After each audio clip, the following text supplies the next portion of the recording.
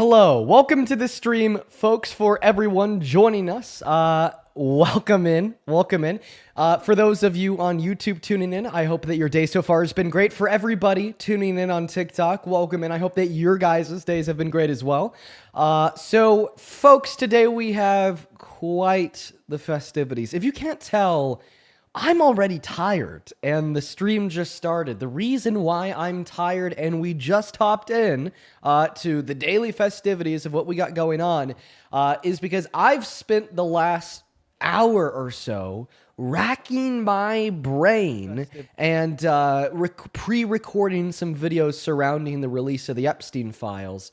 And we're going to go ahead and hop into that news right now. So first and foremost, folks, Donald Trump doesn't realize what he has done, okay?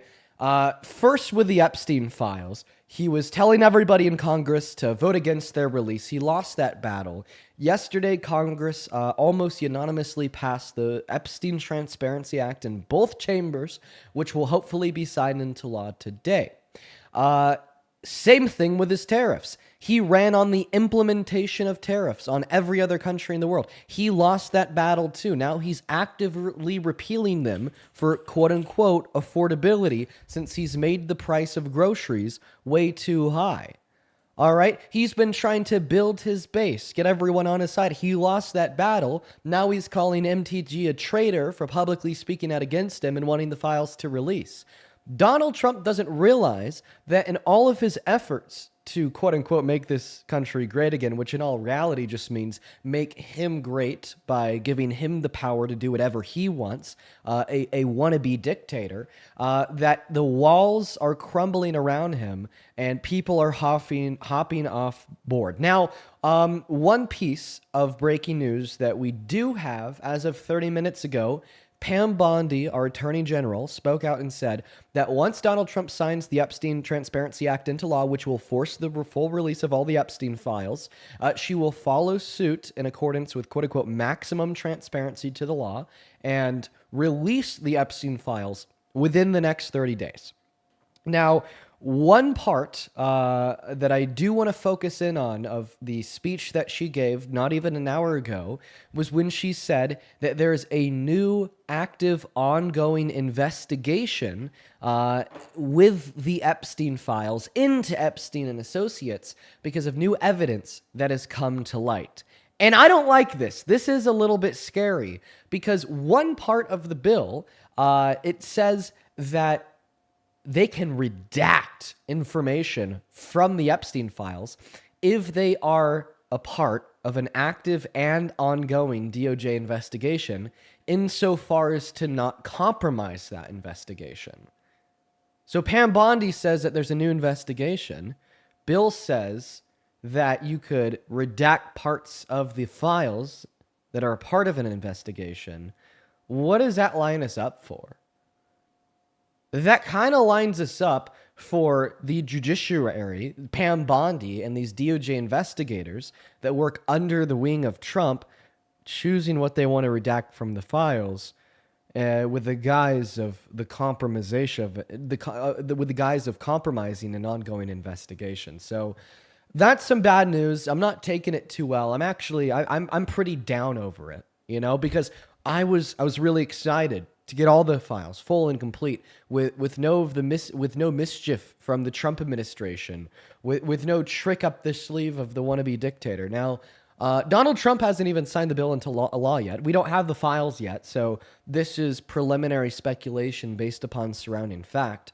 But it's definitely a little bit disheartening, and I guess we'll have to wait and see to get the full picture. Now, we're going to go ahead and hop into the debates for the day. So if you're watching and you are a Trump supporter, you're at least 18, you're an American citizen, go ahead and hop into that queue for me, and we will get you up here. One thing, though, make sure that you're following those rules. Recently, we've had a lot of people breaking those rules, trying to get up on stream, like trolls, fetuses, liberals, so on and so forth. So please do not break my rules and only join in that queue if you want to have a legitimate conversation with me. Another thing, we will hopefully have Mr. Parker joining us for a little bit. Not for too long. I think right now he's editing some videos that he may join up for a conversation or two.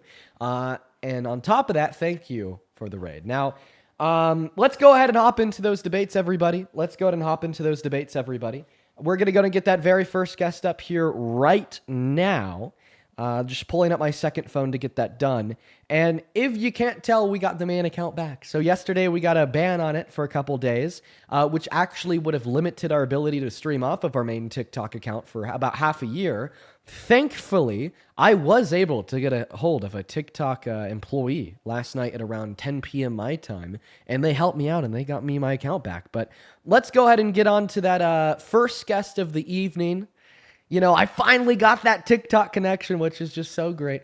But all right, we got the first Trump supporter loaded in here right now. What's up, quote unquote, Team Trump 45 through 47? Do I even need to ask you if you're MAGA? Doesn't look like it. Right. It obviously looks like you're MAGA. Now I hear that old white man raspy voice. You're definitely a Trump supporter. So, Dean, do you think you got TDS? Do I have Trump derangement syndrome? Well, I actually find it funny because I think the only legitimate form of Trump derangement syndrome is the derangement that you have that compels you to still support him, even though he's been exposed for lying about the nature of his relationship with Epstein for the last 20 years. Epstein said he knew what he was doing with those girls all along. Donald Trump said he never knew. Even though he boasted about sexually exploiting kids and women to Howard Stern in 2005. Even though 2 years ago, a court proved he raped Eugene Carroll in the 90s. Even though a court, forced him legally compelled him to pay out food stamps to prevent 42 million Americans, including 16 million American children, from starving, and he didn't do it. Right? The only person with TDS here is you. So do you know what TDS stands for? I actually said what it stands for, and my last breath, I said Trump derangement real syndrome. Quick, did you see the lawyer that said exactly what it stands for? It's not for Trump supporters. Did you see what he said, the therapist that went on news? Well, I would argue the only people with derangement surrounding Trump are people like you that still support him. Are you a therapist? Are you a therapist? No, I'm not a therapist. So a therapist that said that is qualified, which you're not. A therapist talked about TDS? Where are we going with this? That was your opinion. Where are we going with this? We're going with this with 75% of his customers were people that couldn't sleep at night, couldn't stop thinking about Trump, had sweaty palms, literally went on vacations, and Trump ruined their vacations. Those are the people that have Trump derangement syndrome, not people that vote for Trump, Dean. So obviously you didn't know the definition. So I just gave you all of the reasons why you have. That was your definition. I just gave you the reasons why you have TDS. Do you want to respond to them? Okay, well, we could figure this out real quick because there's multiple things that I don't think Trump did. Do you want to respond to them? Dean.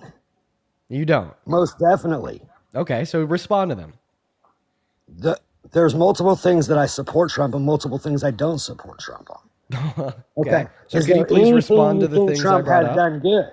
Is there anything you think has Trump done good? Because we can solve this real quick. I'll respond to your question after you refute the points that I brought up. I just said I don't. So say them again real quick so I can refute them exactly. Yeah, I said that you have Trump derangement syndrome because you still support Donald J. Trump as president, even though we've now learned that he's been lying about the nature of his relationship with Epstein for 20 years. He's always said he had no clue what Epstein was doing with his girls. Epstein said in a private and confidential email in 2011 that he knew exactly what he's doing with his girls. He boasted about sexually exploiting women and girls to Howard Stern in 2005. A court proved that he raped Eugene Carroll in 2023.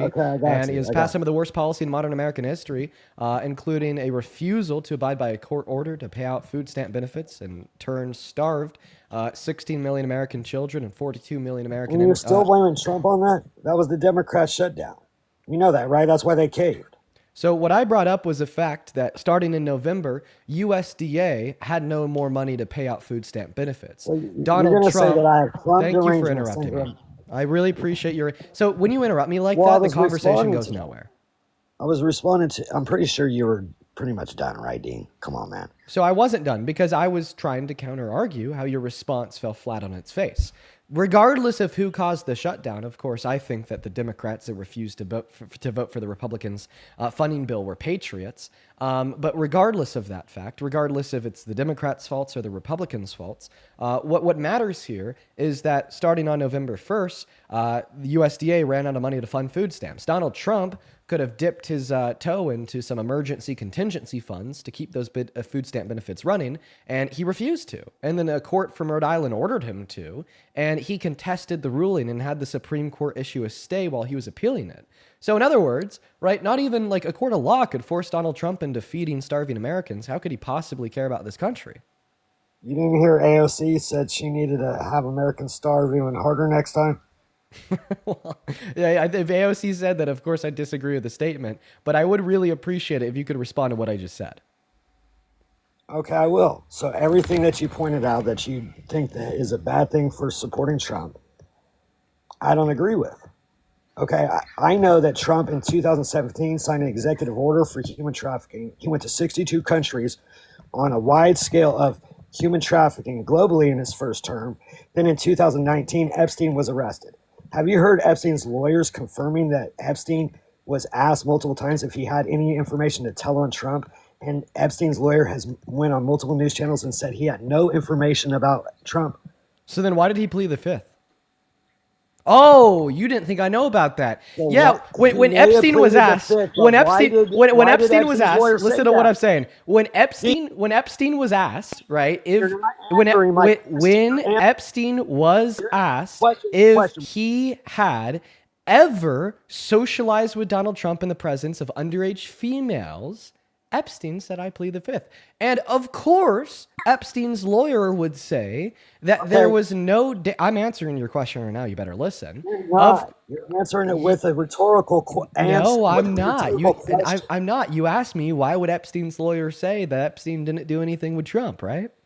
No, that's not an answer to that question. You are stating what he's already done and what he's already said. No, that's what I'm about. That is not an answer to the question. Well, because you won't let me answer it because you're over speaking me, silly goose. No, that's because you're trying to say an the answer to your question.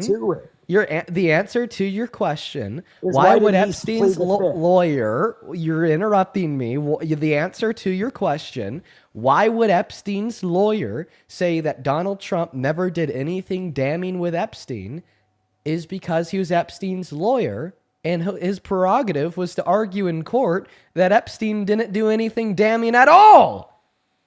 So if he said, do you have anything on Trump because it'd be a great time to tell on Trump, and Epstein says he has nothing?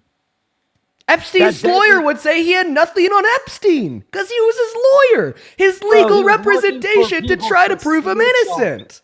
He was looking for people to snitch on, dumb fuck. Come on, you're not that stupid. I think that the only STUPID person here is you if you think that Epstein's lawyer would be a reputable source to determine what Epstein or Trump and Epstein associates would be guilty of.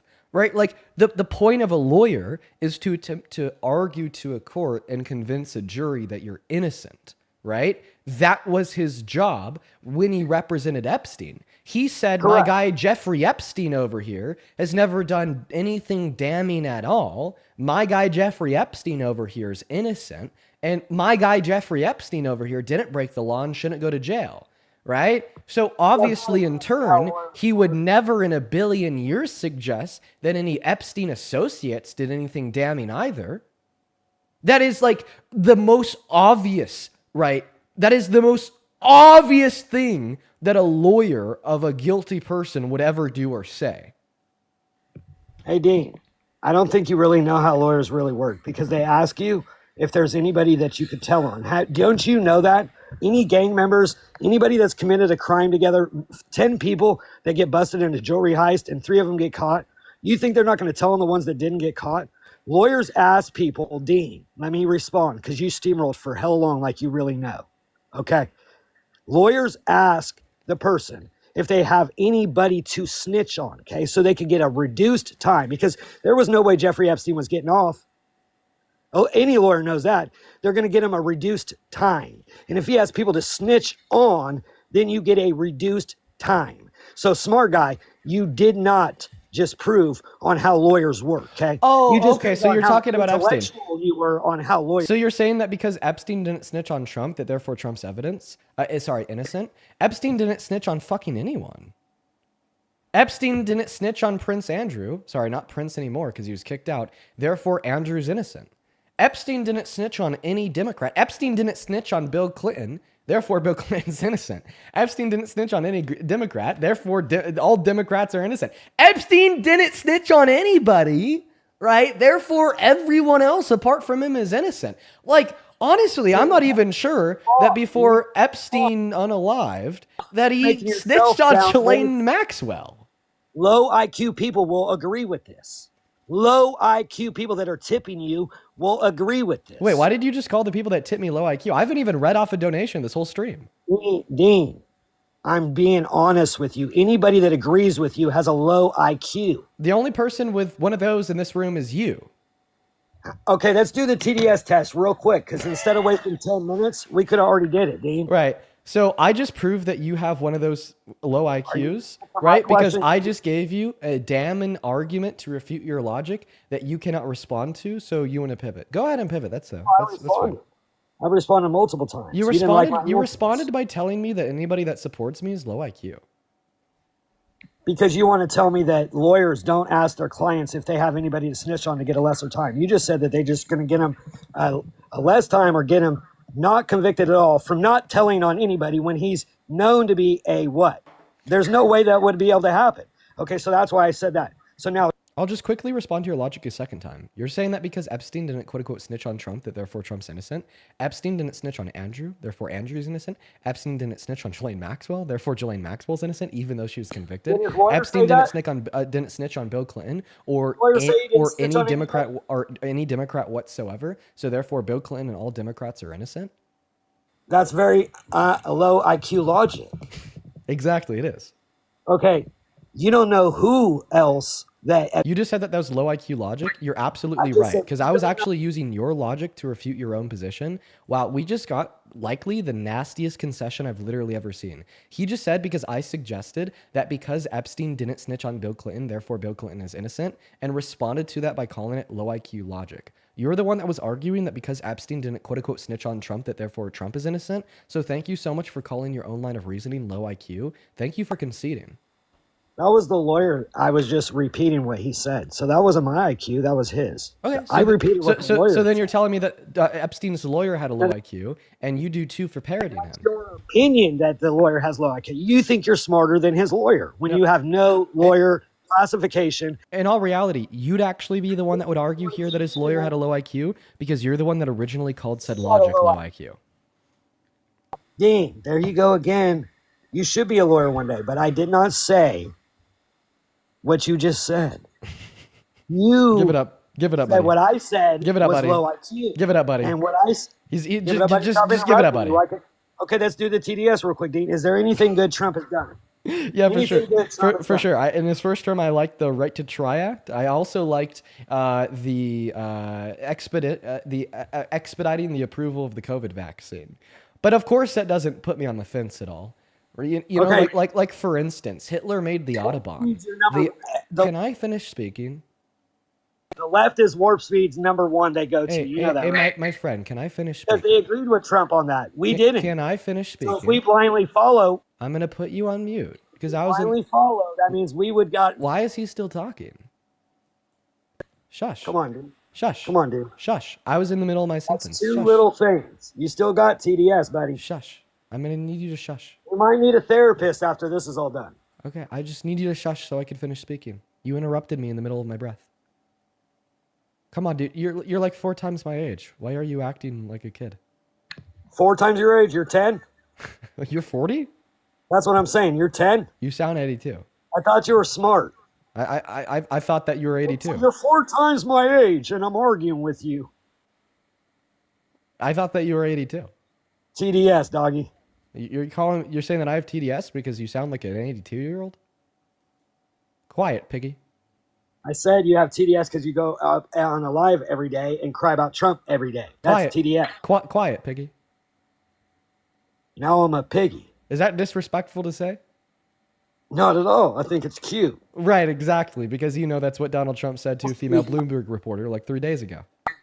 She probably was a piggy. Oh, exactly. Once again, just re-justifying what I said. Trump supporters have no respect for women and girls. Trump supporters have no respect for anybody but themselves. They bow the knee to a billionaire white man because that's the only thing they love in this world. And you think that, well, she probably was a piggy. The same way you'll say E. Jean Carroll was probably crazy. And the women and girls that Donald Trump admitted to and boasted about sexually exploiting at Miss Teen USA and Miss USA were probably wrong. Right? It's just like you are willing to go so far as to attempt to manipulate the reality around you to fulfill your own destiny of self-loathing hatred that you then project on the world around you by attempting to be a part of a group by bowing the knee to a dictator and shitting on women and girls just for the fun of it. You just gave me a great idea. I think I'm going to contact that therapist that said all that, and I'm going to ask him about all the content creators that does content creation for the left, people like you and Parker. And I'm going to ask. I could tell that you've never contacted a therapist in your life. You're probably one of those people that think it's beta to go to a therapist. You guys got TDS. Watch. So instead of just saying that I have TDS whenever I make a point, could you actually just respond to my point? Bro, all your points are repetitive shit. You sound like a robot. Okay. You don't even. So if I sound like a robot and they're so obviously false and low IQ, you should have a pretty easy time debunking them. But obviously you're not. I try to let you know, if Trump was on the list, why would he create an executive order for human trafficking and people to get the death penalty and all the items to be confiscated from them? Oh, so you think that Donald Trump is like anti-sex exploitation? Why would he do that, Dean? So I just want to clarify. Do you think why? Just to clarify, do you think that Donald Trump is anti-sex Stop exploitation? asking me a question with a question, buddy. Well, it's just a clarifying question. I'm just trying to better understand your argument, sir. Are you saying that because Donald Trump signed an executive order into law surrounding human trafficking, that this means that Donald Trump is anti-sex exploitation? That's what it sounds like, but you don't want to answer the question. You just want to repeat shit you've already regenerated. Oh, okay. Well, we know that Donald Trump is not actually anti-sex exploitation since he sexually exploited women and girls and boasted about it like it was cool. You're going to repeat your shit and don't want to answer the question. Why didn't he sign an executive order for human trafficking in 2017, Dean? Why was... Likely for some type of appeal to the country, right? But in all reality, we know that he's not against sexual exploitation since he's done it and he's boasted about it like it was cool. So why was Epstein arrested under his administration and not Obama's or Joe Biden's or Bill Clinton's? Can you tell me that? Well, of course. I'll happily engage in a conversation with you about why Epstein was arrested under Trump's administration after you could respond to what I just said, right? That was like a mean deflection. I want you to like give a substantive response to the point I just made. Every time I ask a question. I didn't ask a question. I responded to you. You said, Dean, why do you think Donald Trump signed in this sex trafficking executive order in 2017? And then I responded to that by saying, well, likely for like a broad appeal of Americans to look good. And the reason why I'd say that's the reason is because we know he doesn't actually care about sexual exploitation, as sexual exploitation is something that Trump himself is engaged in. He sexually exploited women and girls. And just to make it worse, after he sexually exploited these women and girls, he boasted about it like it was cool, right? So what I want you to do, and let's see if he could do this, chat. I want you guys to laugh in his face if he doesn't, is I want you to very narrowly respond to the words that just came out of my mouth. I don't want a follow-up question to deflect, right? I don't want a side statement about TDS or Biden to pivot. I want a direct answer to the substance of my last breath. Go ahead. The substance of your last breath was, why do you think Donald Trump signed an executive order when he's done all this exploitation to all these different things, right? That's the question I answered, and I want your response to my answer. Trafficking is, she is so against it, it's not funny. I'm muting you for pivoting to talking about Melania instead of directly addressing the answer I gave to your question.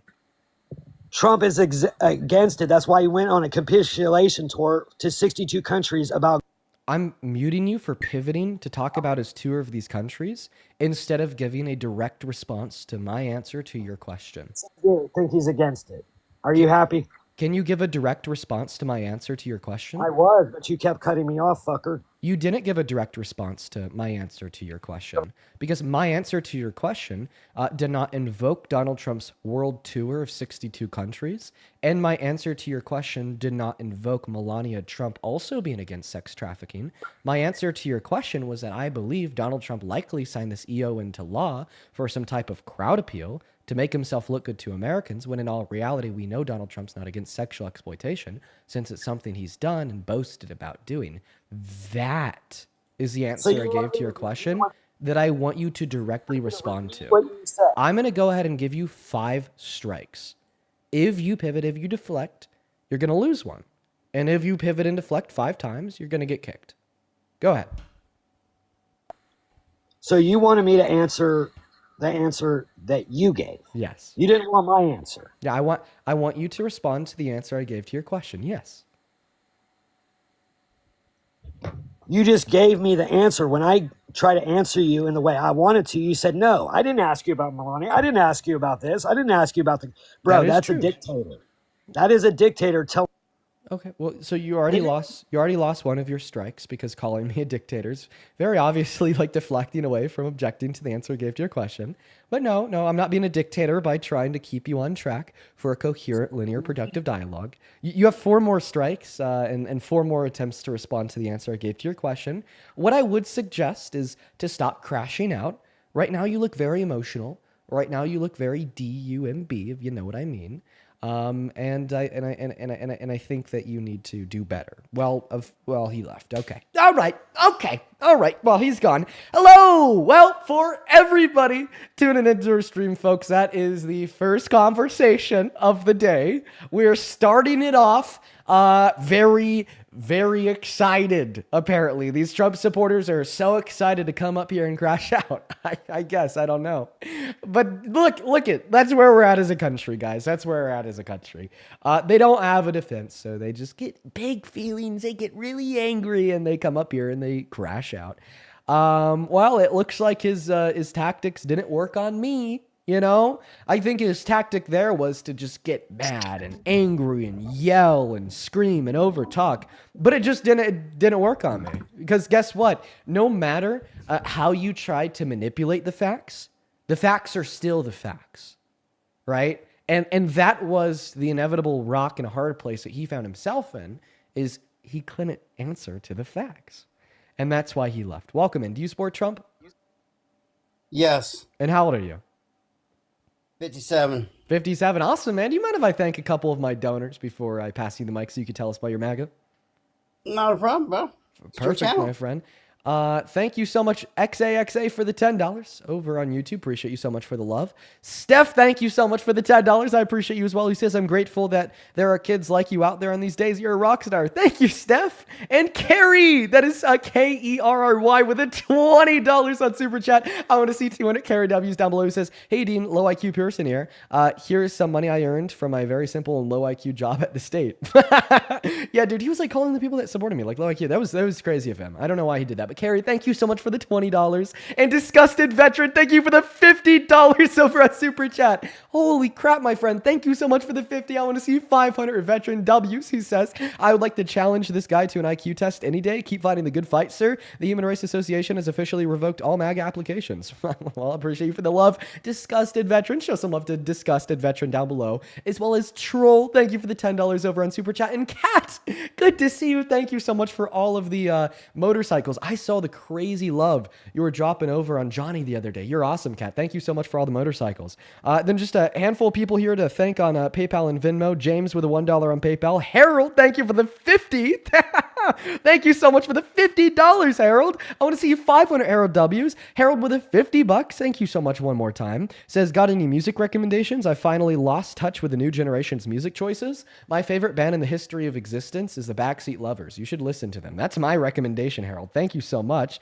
And Catherine, and Katie. Oh my goodness.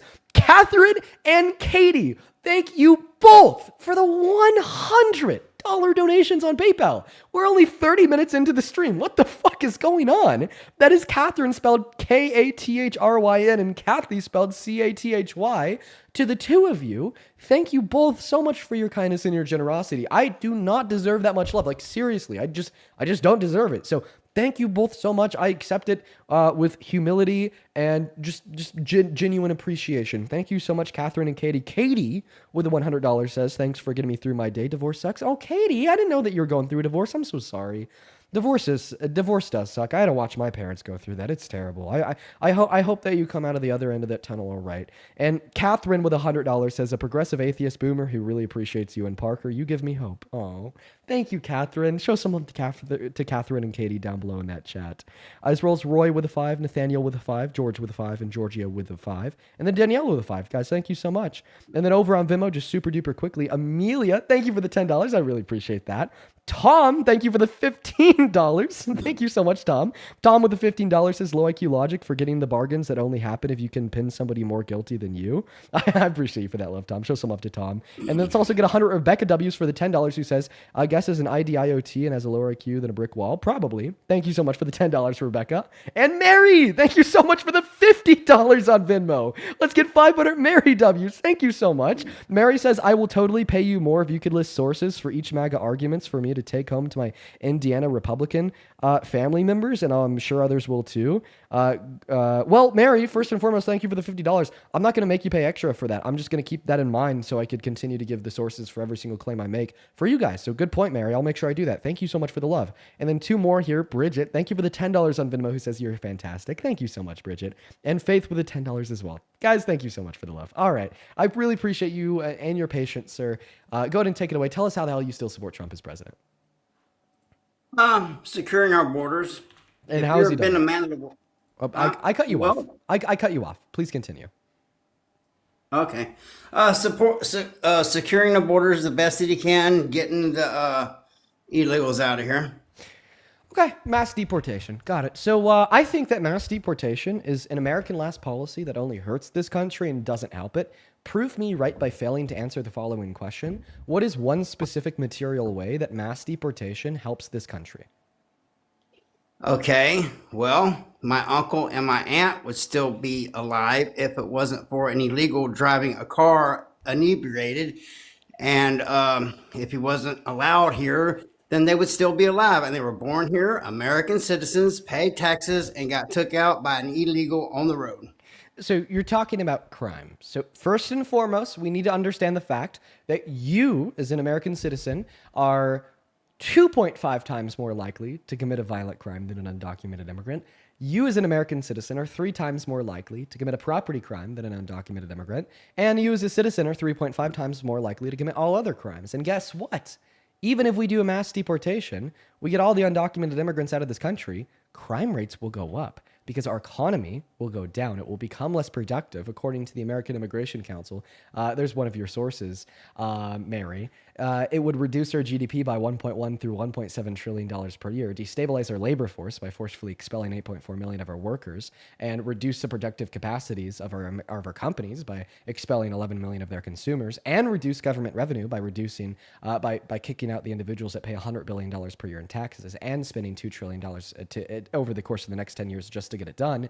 Will destabilize our economy, reduce the average socioeconomic standards of Americans, increase poverty, and with poverty comes more crime. All right. So you're an American, correct? Yep, I am a proud American. I care about this country, and that's why I don't support Trump as the president of this country. I'm a patriot. Yeah, I'm a patriot too, brother. Have you bled for this country? But anyway, we won't go there. Can I ask you about that? I want to go there. Yeah, sure. Okay. So you said that you're a patriot. Do patriots care about core American values like the Constitution? Yep.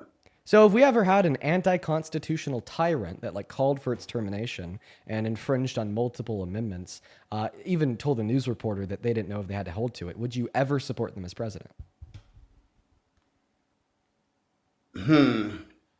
Well, Here's the thing: are you're getting your facts from hearsay, or are you literally hearing it from your for yourself? Or Oh, because well, reporting can this be is very biased, so just like so on this here so. channel. This isn't a Your channel question. is very biased. So I'm not accusing Trump of doing these things. One thing that Donald Trump does well is he holds to the Constitution. It's just a hypothetical question, probably about those crazy liberals, right? They're the anti-constitutional tyrants, right? So if we hypothetically, right, keynote that hypothetical word, if we hypothetically had an anti-constitutional presidential candidate that straight up called for the termination of all rules, regulations, and articles, even those found in the Constitution, infringed on the First, Second, Fourth, 10th, 14th, and 22nd Amendment, and straight up told a news reporter that they didn't even know if they had to hold to the Constitution. Obviously, you as a patriot that supports the Constitution would never support this hypothetical, likely Democratic tyrant, correct? Yeah, if it was Democrat. But here's the thing: this is the thing that you fail to understand. Because I've been all over the world, done a lot of stuff. Americans, we deal in currency, okay? Like you're making fat stacks on here, and hey, that's capitalism at its best. So, Well, I mean, actually, just funny enough, my business model is completely is completely compatible with socialism. But anyways, continue. well, damn, I didn't know I was on a commie channel. But anyway, my Wait, socialists aren't communists. I mean, I'm not a it's socialist, but they're not.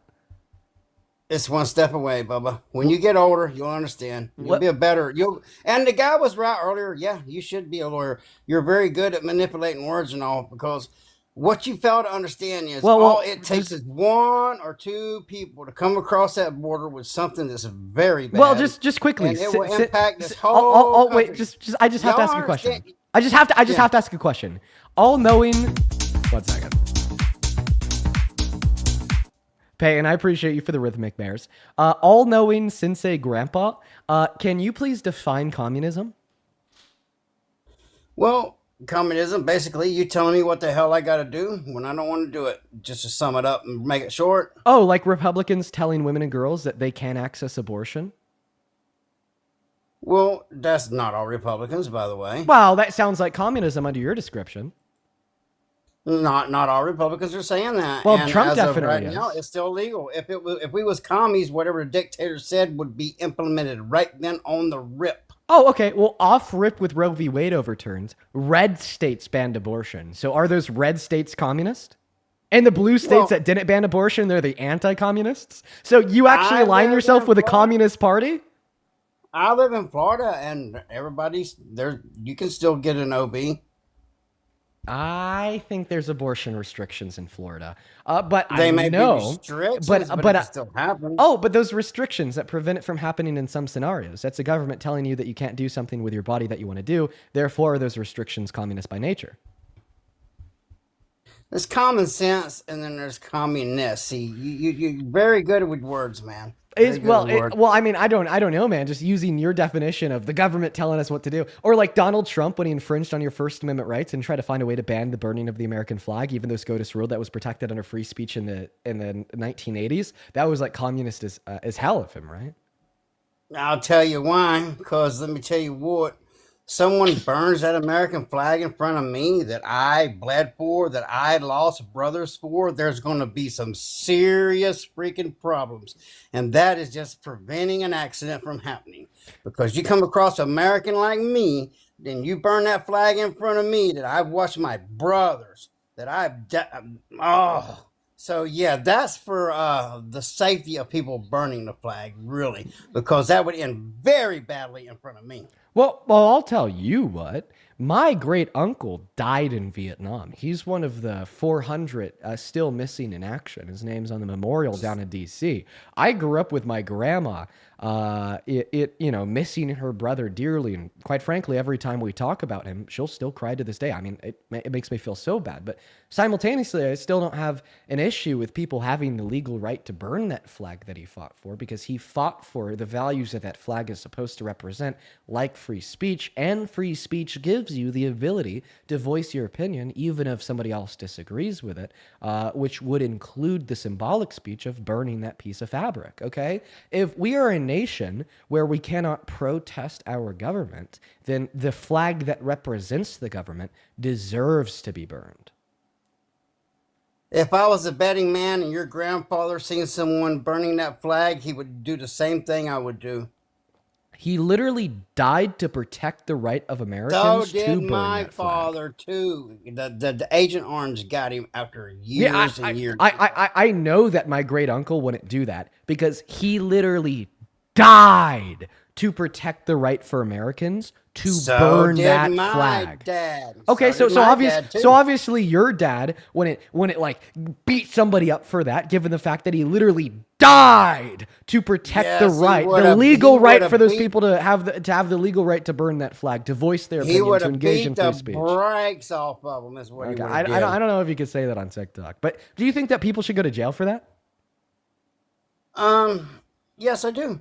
Oh, but that's a violation of the Constitution. Didn't you fight to defend the Constitution? Yes, he did. But you're not. You see, you're young. When you get older, you're not grasping the concept of symbolism. That flag represents and stands for everything that your grandfather and my dad got unalived for. But It represents. because of the Constitution and the First Amendment, people have a legal right to do it. We have had the Supreme Court expressly rule that burning that piece of fabric is protected under the First Amendment. Just because something is okay to do legally doesn't mean it's okay to do. It's called morals, man. Well, I'm not asking you about what you think morally on the subject. I expressly asked you if you think it should be illegal. Yes, I do. Right? And the fact that you think it should be illegal to do something that's constitutionally protected makes you a traitor. Right? Like think about it this way. Even though you think burning that flag disrespects our veterans, do you still think that American citizens should have the legal right per the First Amendment to say fuck the veterans? Did you, when that flag was draped across my father's, Press, thank you for the Cap- illuminated TV. when that flag is, and I can close my eyes and see it, draped across my father's casket, you think that someone like me is going to let that crap slide when someone's burning it? You are sadly mistaken, man. See, you're confusing legislation and legalism with common decency, courtesy, and human dignity and common sense, which this country seems to lack in a big way nowadays. You young guys don't know. I want you to listen. I've been very respectful, waiting a very long time. I want you to listen closely what I'm about to say. I'm not objecting to your feeling that it's indecent to burn the flag. In many scenarios, I do think it's decent. In many scenarios, I do think it's just. But I'm not even going to give you that argument because what we're focusing on right now is not what is decent or indecent. What we're focusing on is what should be legal or illegal and what the Constitution protects. All right? That is the conversation that I'm trying to have with you. Like, for instance, I think it's indecent to spread misinformation. But does the First Amendment give people the right to do so? Absolutely. I think it is indecent, right, to to be rude. I think it's indecent to be an asshole. But in many scenarios, does the First Amendment give you the legal protection to be an asshole? Absolutely. So even if you think it's indecent to burn the flag, I don't think that this equivocates to the position that therefore it should be legal, considering the fact that it's protected under the First Amendment as freedom of speech. And I asked you a question about that First Amendment that you still haven't answered. I want to ask it again to get your response. Do you think that because of the First Amendment, because of freedom of speech, right, an American should have the legal right to say, fuck the veterans? No, I don't, because the veterans fought for their freedom. That gave them the very right to say that. Okay, never. So that's you admit that the veterans fought that for should their... be a hate crime. Okay, there's all kind of hate crimes. That should be a hate crime to disrespect our veterans. So, but you just Yes. But you literally, you just messed up. You just fucked up big time because you just said the veterans. How did I fuck up when I done caught you in 2 lies, man? You said I'll it tell was you. terrible. I'll tell to be you. an I'll asshole. tell you Well, how here you we fucked are. up. I'll tell you how you fucked up because you just said that the veterans fought for Americans to have that right to say fuck the veterans, and then in your next breath, I did not say that. I'll go ahead and roll back the clip. It's really easy. You forget that we have a live stream going over on YouTube where we have the VOD recorded. I'm about to call you out on your BS in real time. Bro, I that got the a veterans YouTube. fought That for should the- be a hate crime. Okay, there's all kind of hate crimes. That should be a hate crime today. No, I don't. The veteran. Americans should have the legal right to say fuck the veterans. No, I don't, because the veterans fought for their freedom. That gave them the very right to say that. Okay. Yeah, I'm not saying I didn't say that. I didn't say I didn't say that. But what I'm saying is, when I done caught you One second. in 2 lies, man, you said I'll you were. tell it was you. terrible. I'll to tell be you. an I'll asshole. tell you Well, how here you we fucked are. up. I'll tell you how you fucked up because you just said that the veterans fought for Americans to have that right to say fuck the veterans, and then in your next breath, I did not say that. I'll go ahead and roll back the clip. It's really easy. You forget that.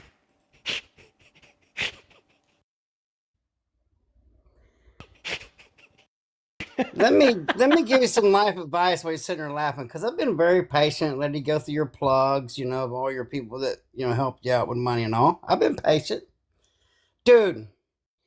It's all good to hide behind the phone and point these points and all, but out here in the real world, man, good luck with that. That's all I got to say. I wouldn't do nothing like that, but they are unhinged people out here. You just need to be careful, man, because your views are very dangerous, and that money you're making, because you're making mad cash, I can see it, is not going to be worth the situation you're going to end up in one day, man. I'm just warning you as a young lad. Don't worry, I'd hate brother. to see it I'm happen. strapped.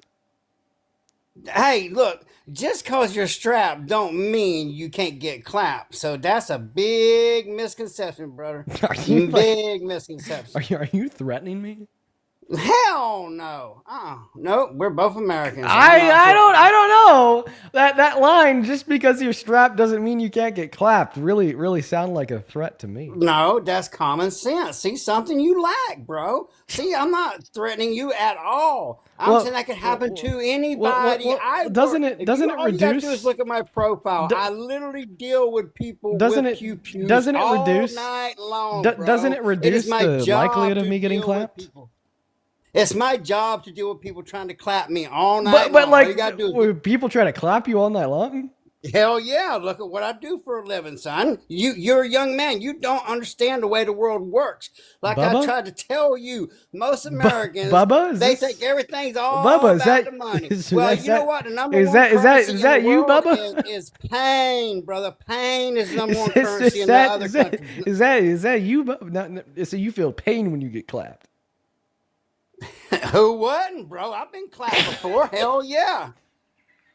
They're in my bones. They can't even get them out of my bone marrow, bro. It's too dangerous. They're like, we can't take this. Wait, It's lodged in your bone marrow. so like when you were getting clapped, like you felt it in your bones? Hell yeah, double off buck. Bye. Oh my God! In the bones! Yeah.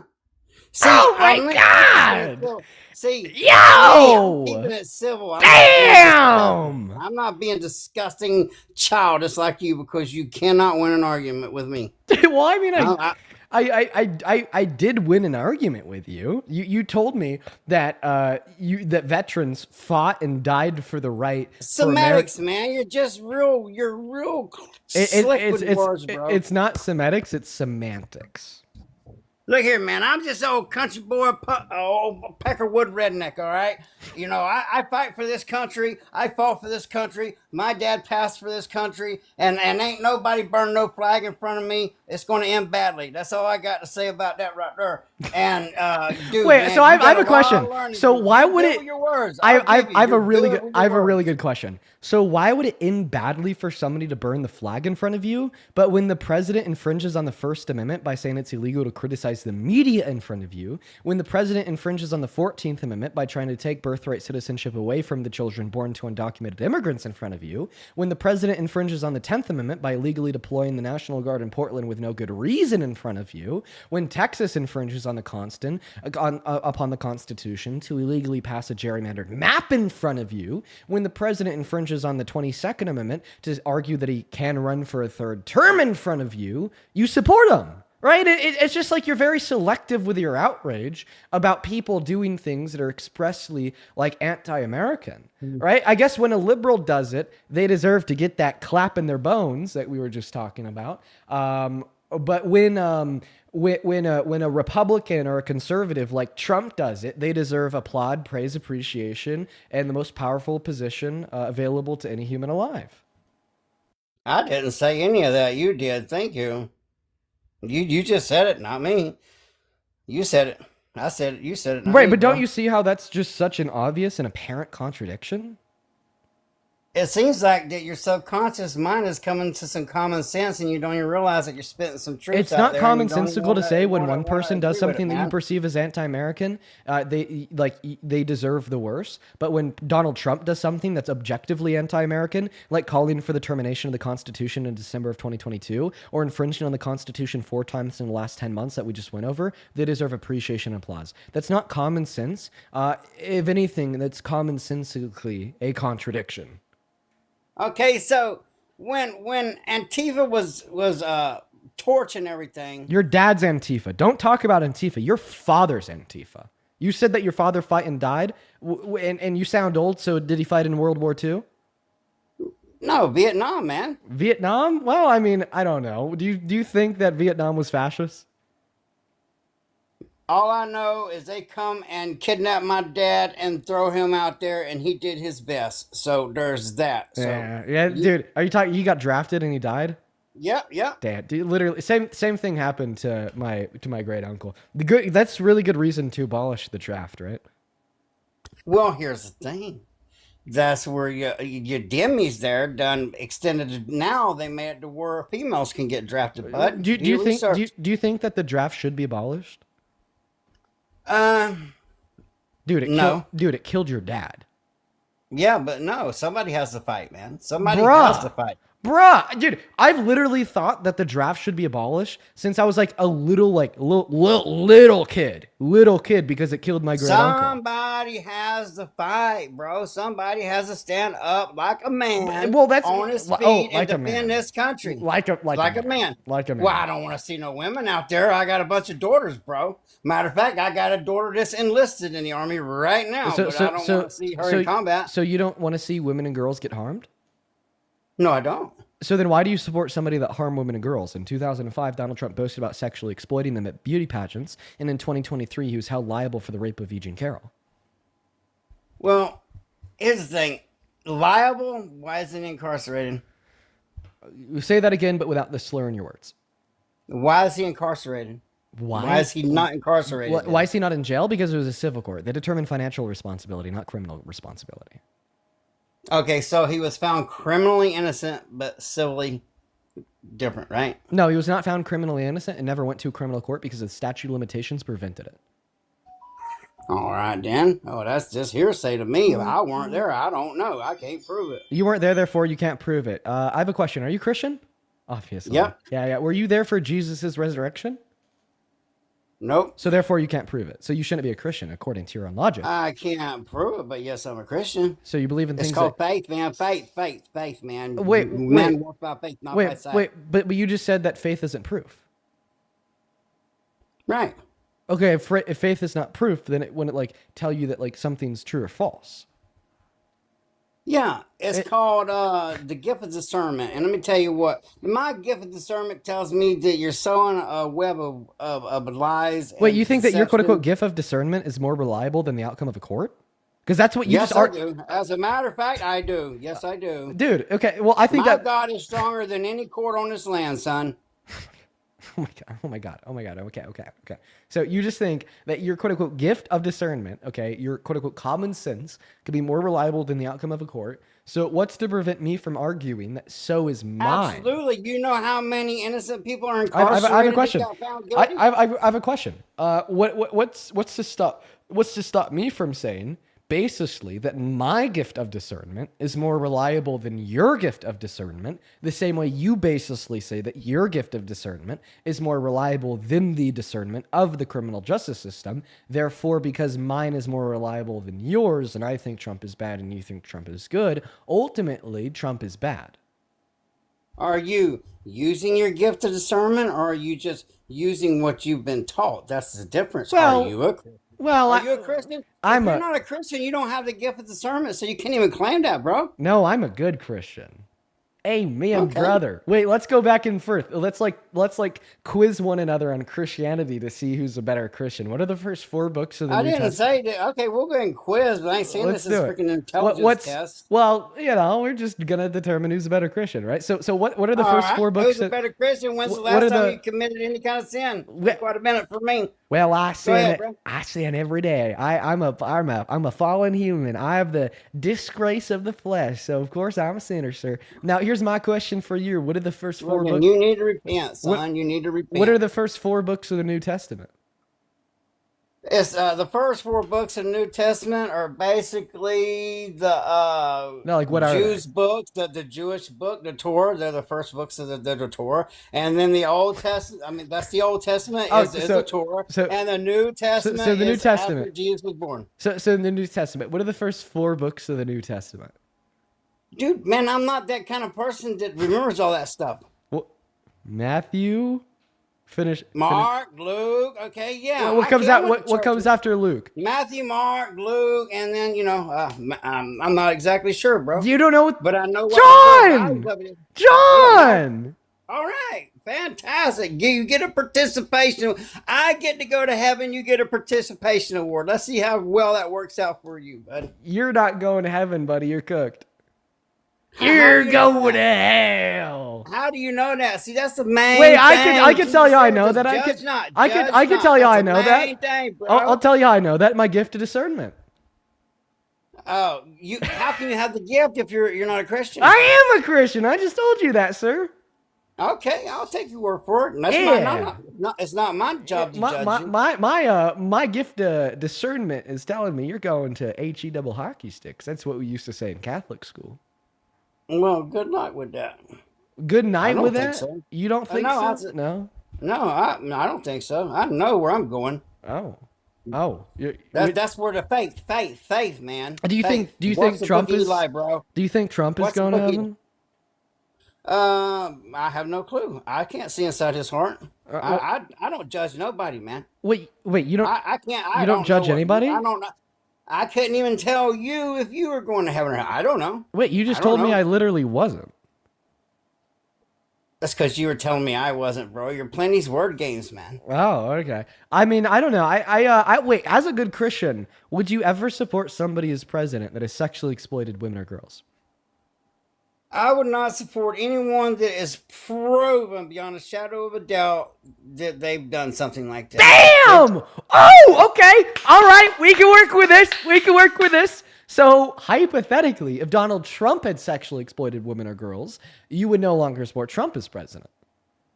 Hypothetically, if he did that, he'd be incarcerated, man. Okay, so just to clarify, if it was proven that Donald Trump had sexually exploited women and or girls, you would stop supporting him as president, right? Absolute proof. Where's the video?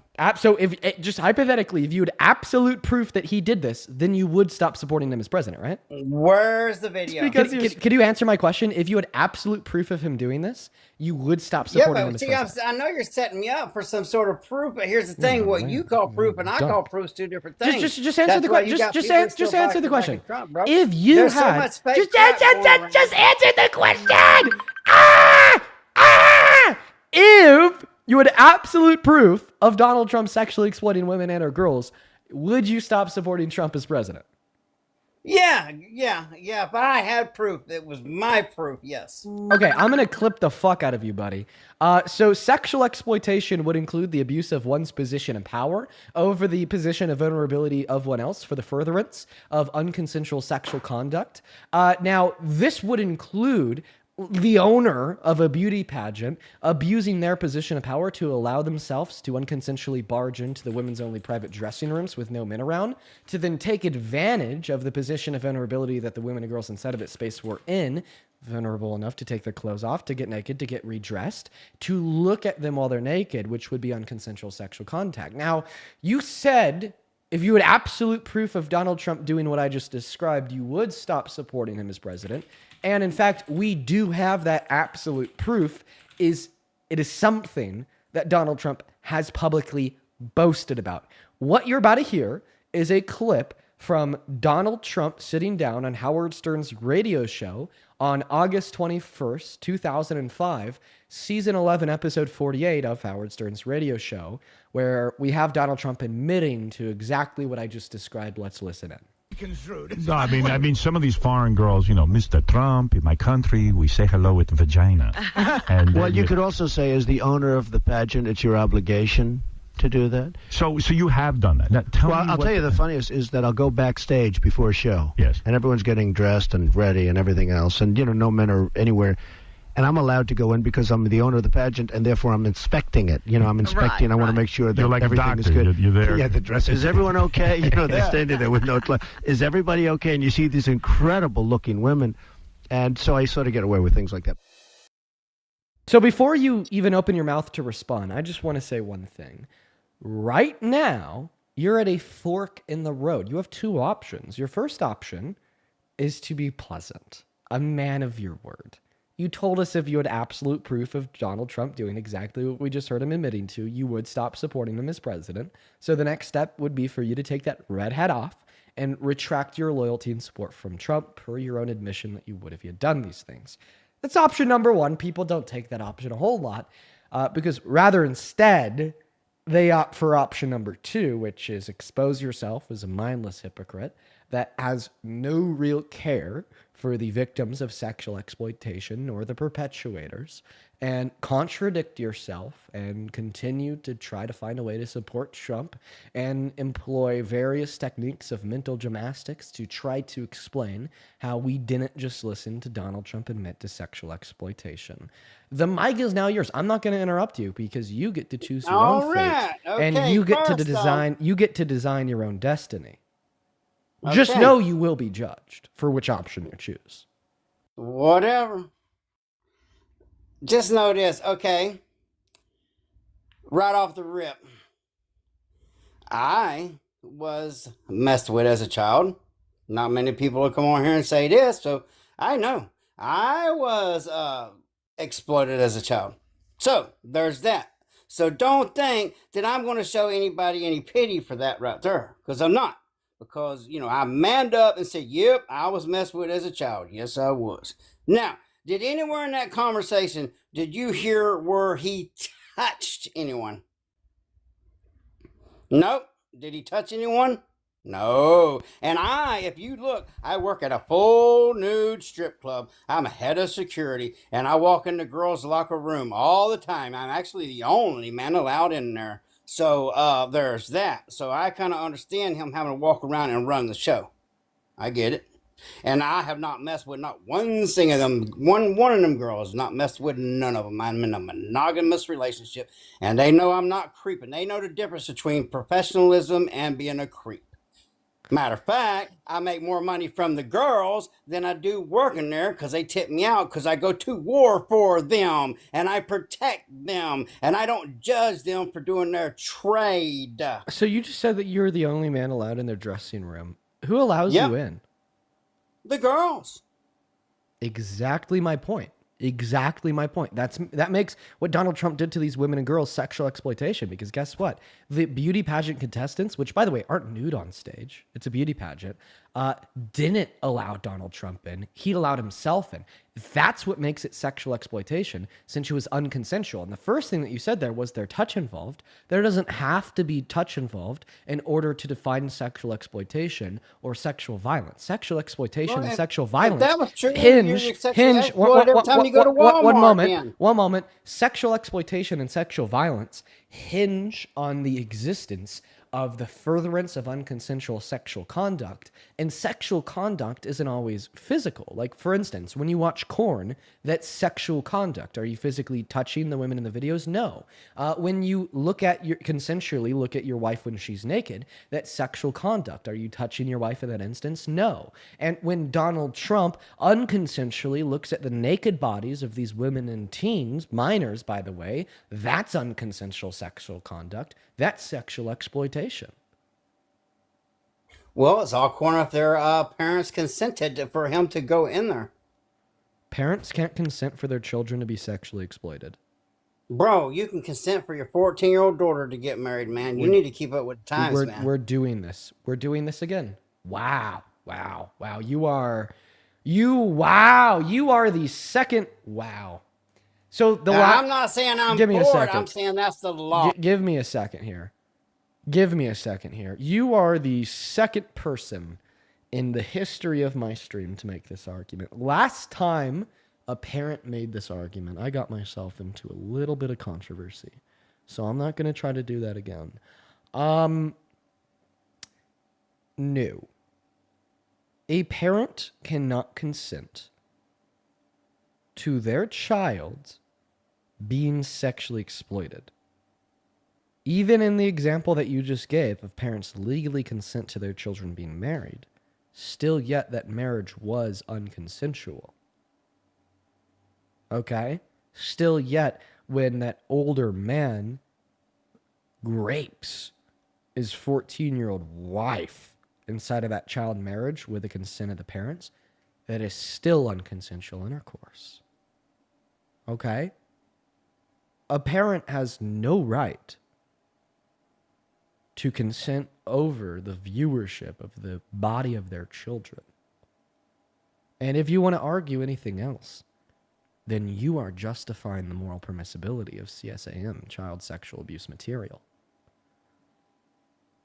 I hate to even say this because of how heinous, immoral, and just truly despicable it is.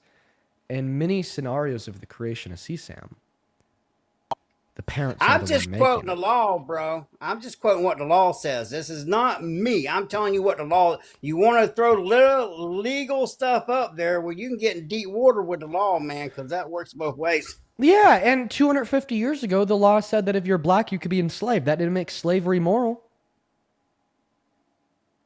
No, it didn't. Right. So all the slave owners that were alive at that time, we'd still judge and condemn the hell out of American them. flag, even though the law says it, doesn't make it moral. And actually, that's a point that I brought up earlier when you try to argue that it was immoral even though it was legal. So seemingly you already understand the contradiction within your own position.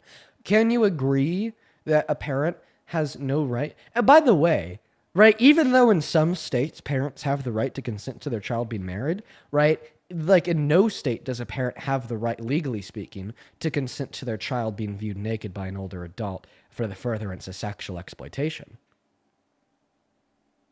Well, who says that was expectation, man? The man was going there doing his job. How in the hell can I work security and make sure the girls are safe if I don't go in there and check on them? Dude, so you actually said that the women inside of that changing room at the strip club you work at allow you in.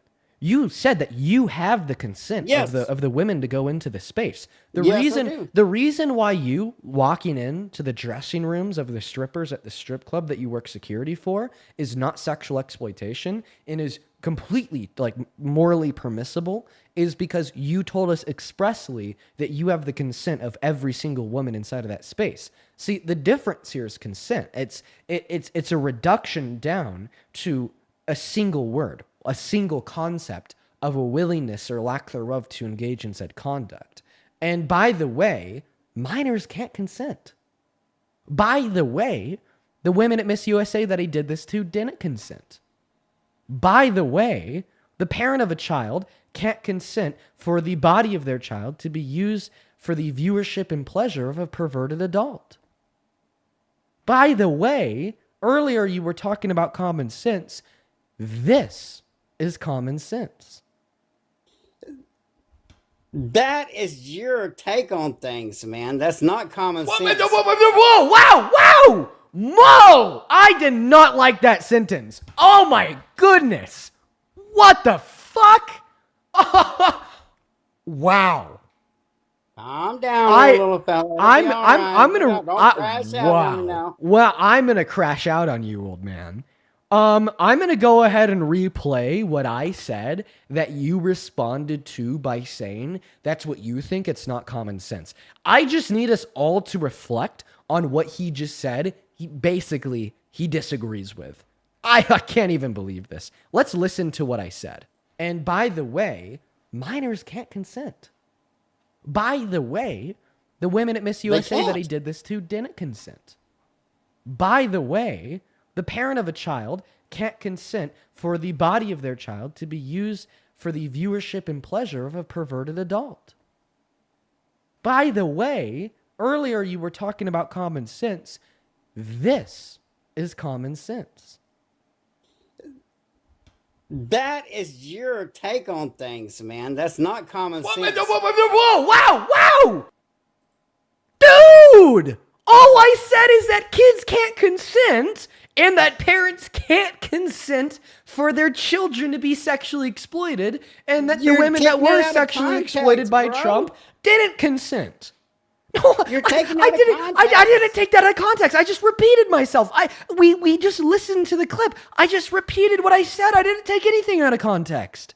What did I say in that clip that I just played that you disagree with? That's not common sense. If those girls did not want his ass in there, they would have said, "Get out of the locker room." Period, bro. And you can't tell me we are in a new age where even girls stand their ground and are not putting up with little Pee Wee Herman shit like you, or guys like me that are not putting up with neither one of us, and they're going, "No, get the hell out." So I don't understand. You know, obviously, if they was that uncomfortable, they would have left, or they would have said, "Get the hell out, dude." Okay, so wow. That get the hell out, that no, you can't look at me, that you're not allowed in here, did not need to be said by the women and girls exploited by Trump, as it was expressly implied via the fact that they were in a woman's only dressing room.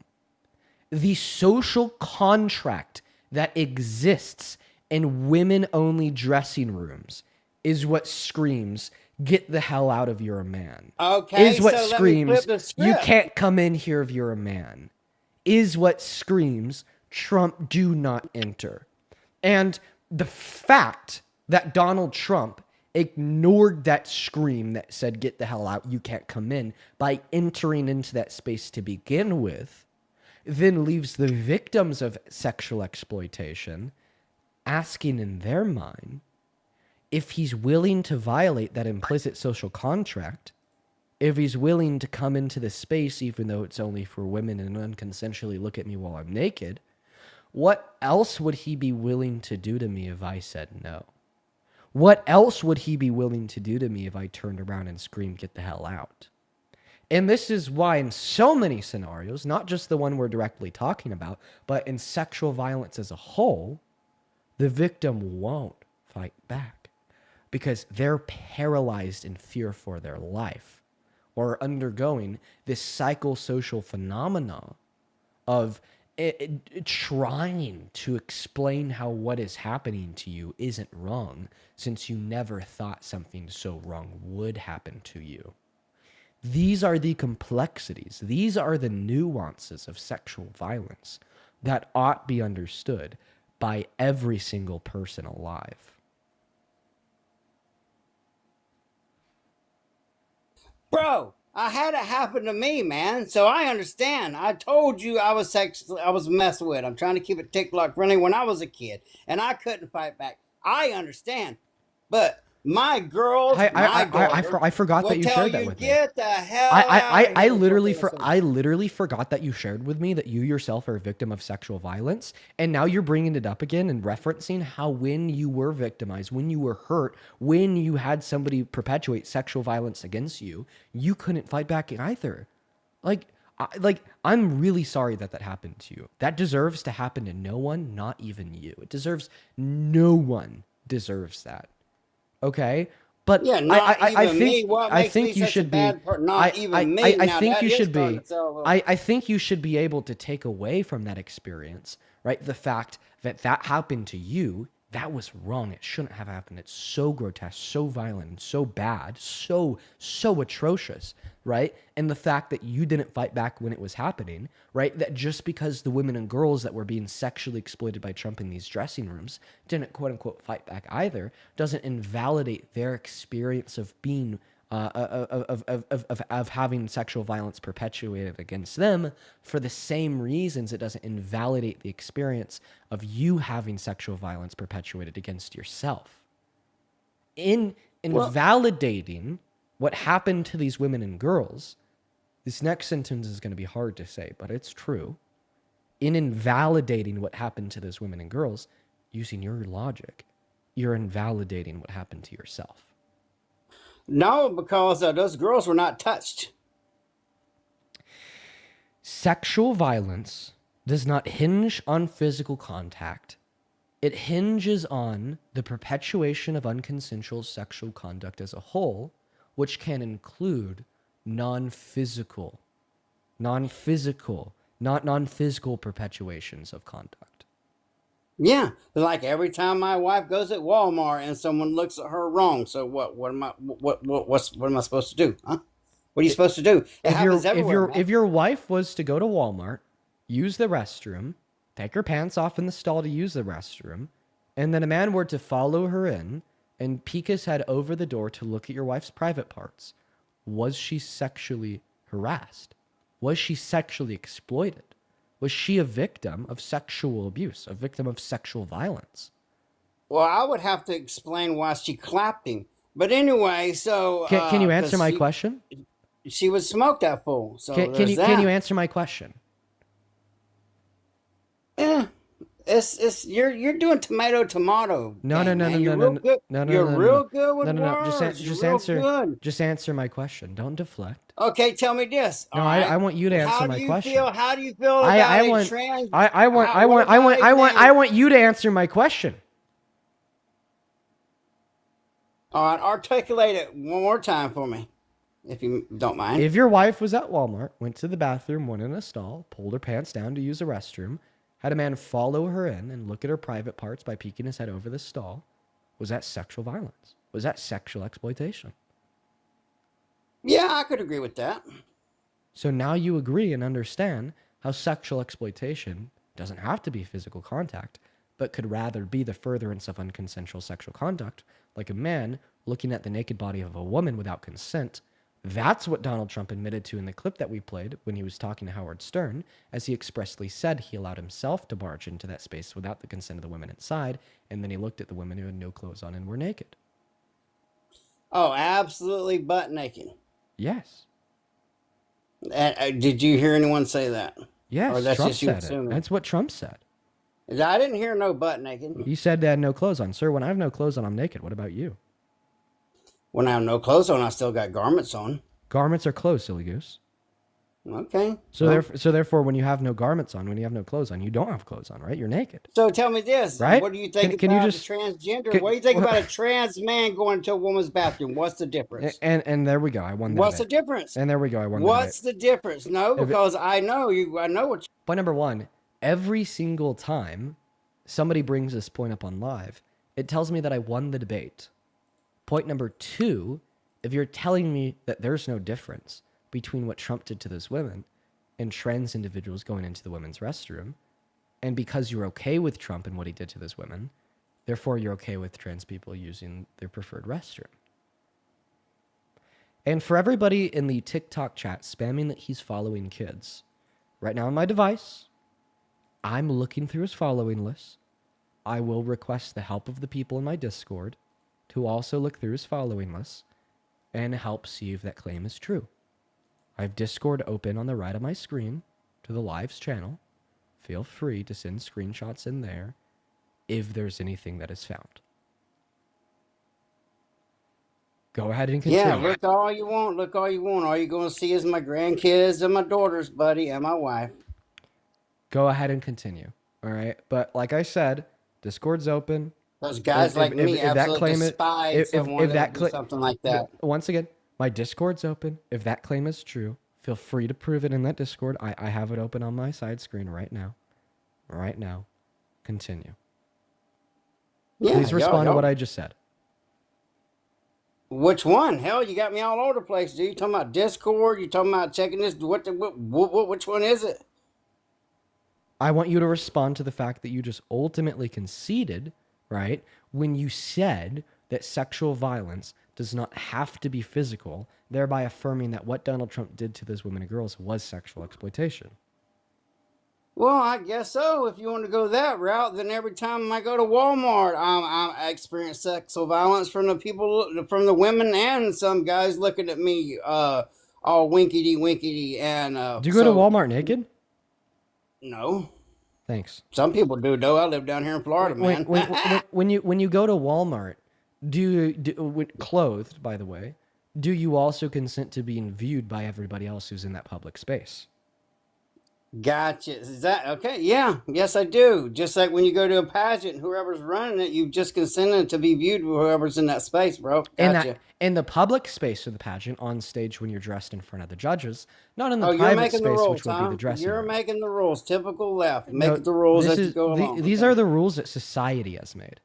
Okay, where's the pageant rules? Pull them up. You can pull anything else up. Hell, you know how many men walked on the moon, how many steps they took. So now you're saying that there was an explicit rule of the pageant that allowed Donald Trump to look at these people naked. First and foremost, right? No rule can change the fact that minors can't consent. Therefore, at Miss Teen USA, this was much more than sexual exploitation. It was P3ophilia. And second of all, you don't have any evidence that this was a rule of the pageant at Miss USA in which you would have to prove. The same that you don't have any evidence that is not a rule. That he is allowed to walk in there. Okay, so now you're saying, unless I could prove, right, that there was not a rule, that they didn't give consent, we should assume that there was consent. So this is like literally like saying, oh, like to a victim of rape, can you prove, right, that you didn't consent? And if you didn't consent, if you can't prove that, then I'm going to assume that you did. This is like saying, this is like arguing, right, that if somebody admits to sexual exploitation, you get to assume that their victims consented unless you could prove otherwise. This is sick. And by the way, I can prove otherwise. Even though I don't have to, I can. Miss Arizona of 2001 spoke out and testified that this is what happened to her. She said that Donald Trump unconsensually barged in on her while she was naked and undressed in these dressing rooms, alongside 4 other victims at Miss USA. And he follows minors. And he follows minors. All right, we're going to kick him. Appreciate you guys on Discord. All right.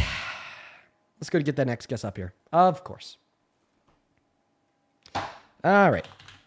Appreciate everyone on Discord. Let's go to get that next guest loaded up in here right now. Okay.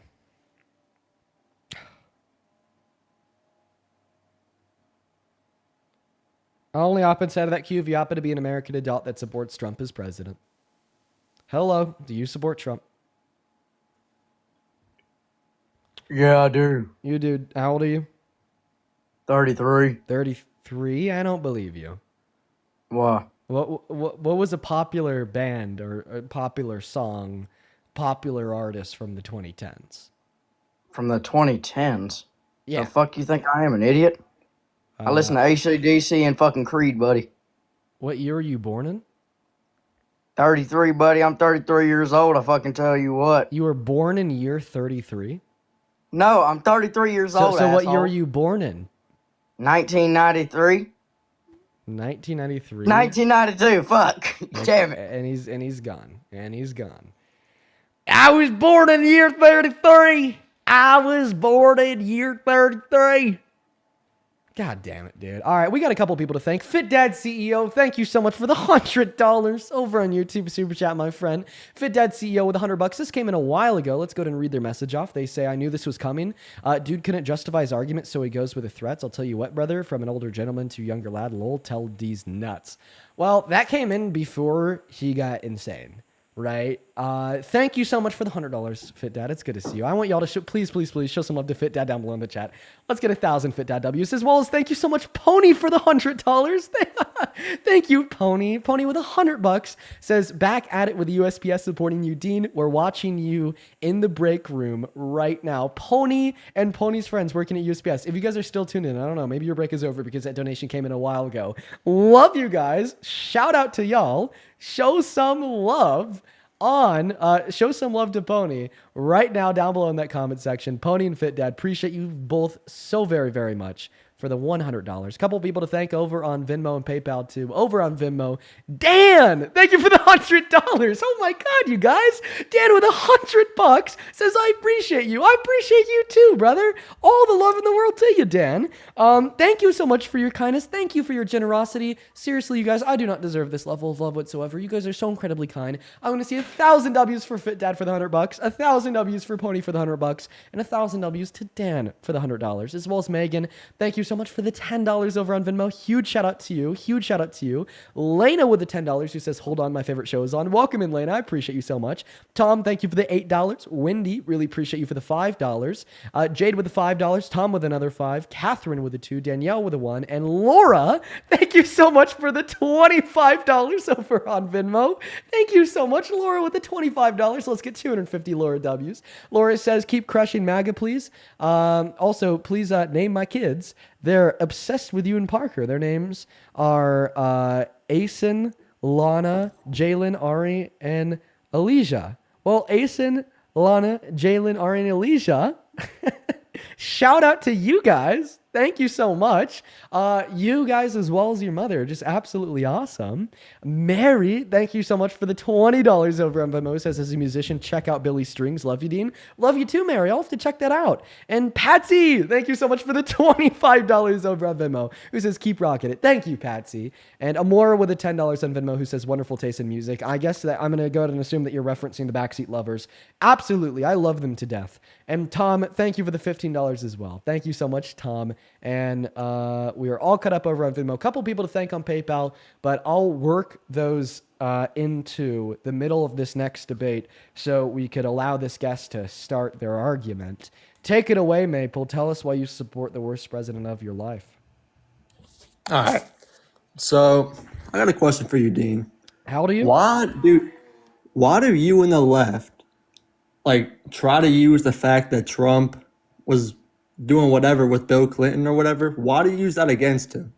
How old are you? How is that How old are you? 18. What year were you born in? 2007. Okay, and then what was your question?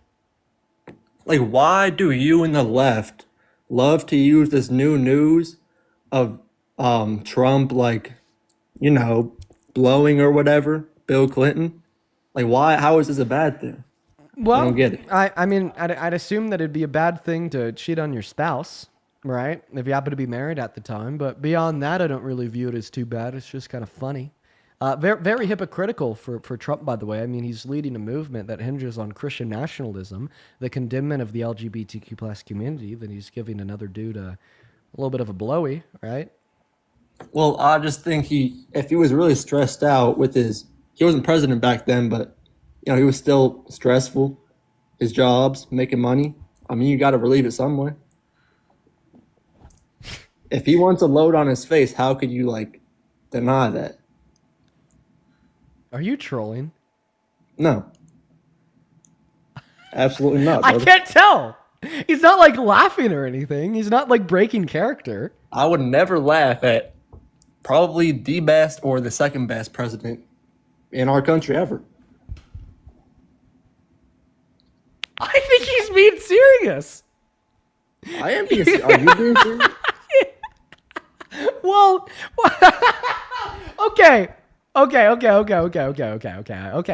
right. You know what? Yeah, I get it. All right. If a load on your face helps you take a load off, so be it.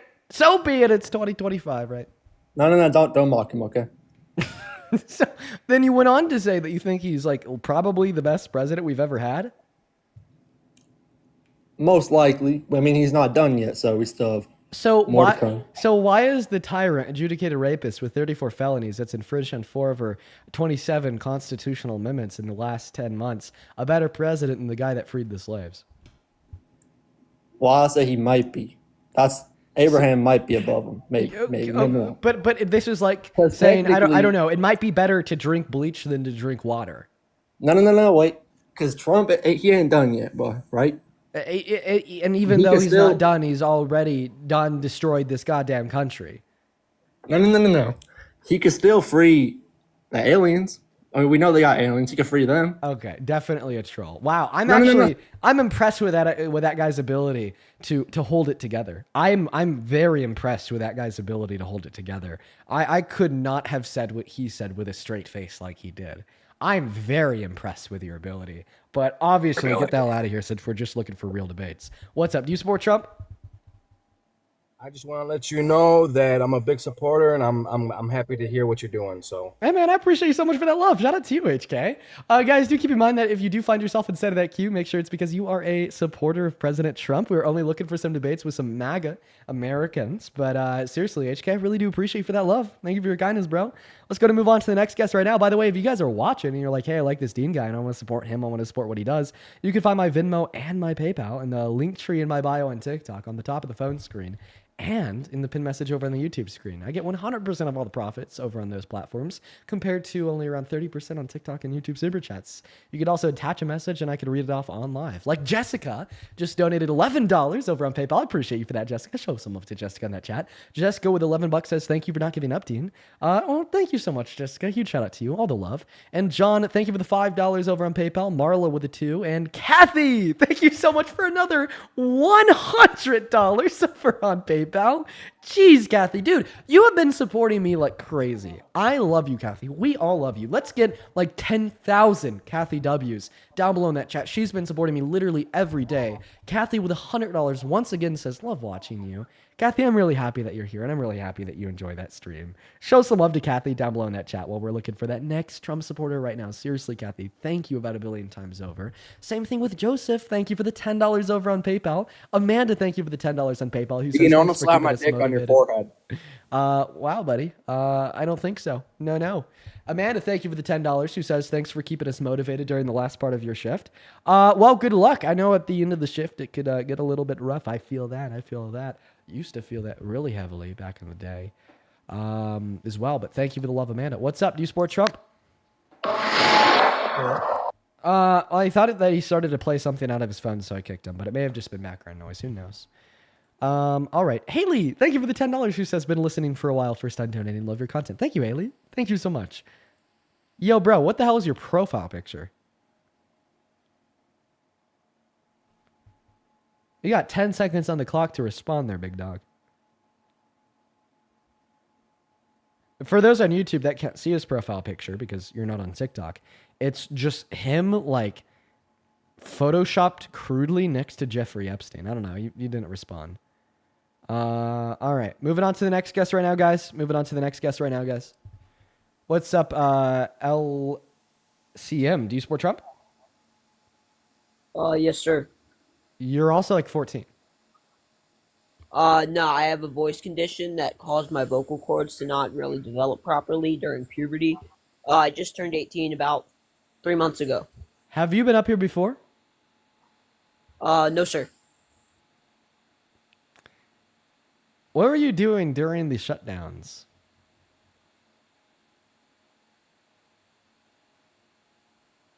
What? Thank you so much. That is a question that an 18-year-old could answer that maybe a 13-year-old wouldn't even know what it means. Thank you. That's a really good one. What's up? Do you support Trump? Yes, sir, I do. Okay, can you get a whole lot closer to your mic, my friend? Because you were about 1 billion years away. You don't even know how to answer that question. What do you mean, what were you doing during the shutdowns? What does that even mean? How old are you?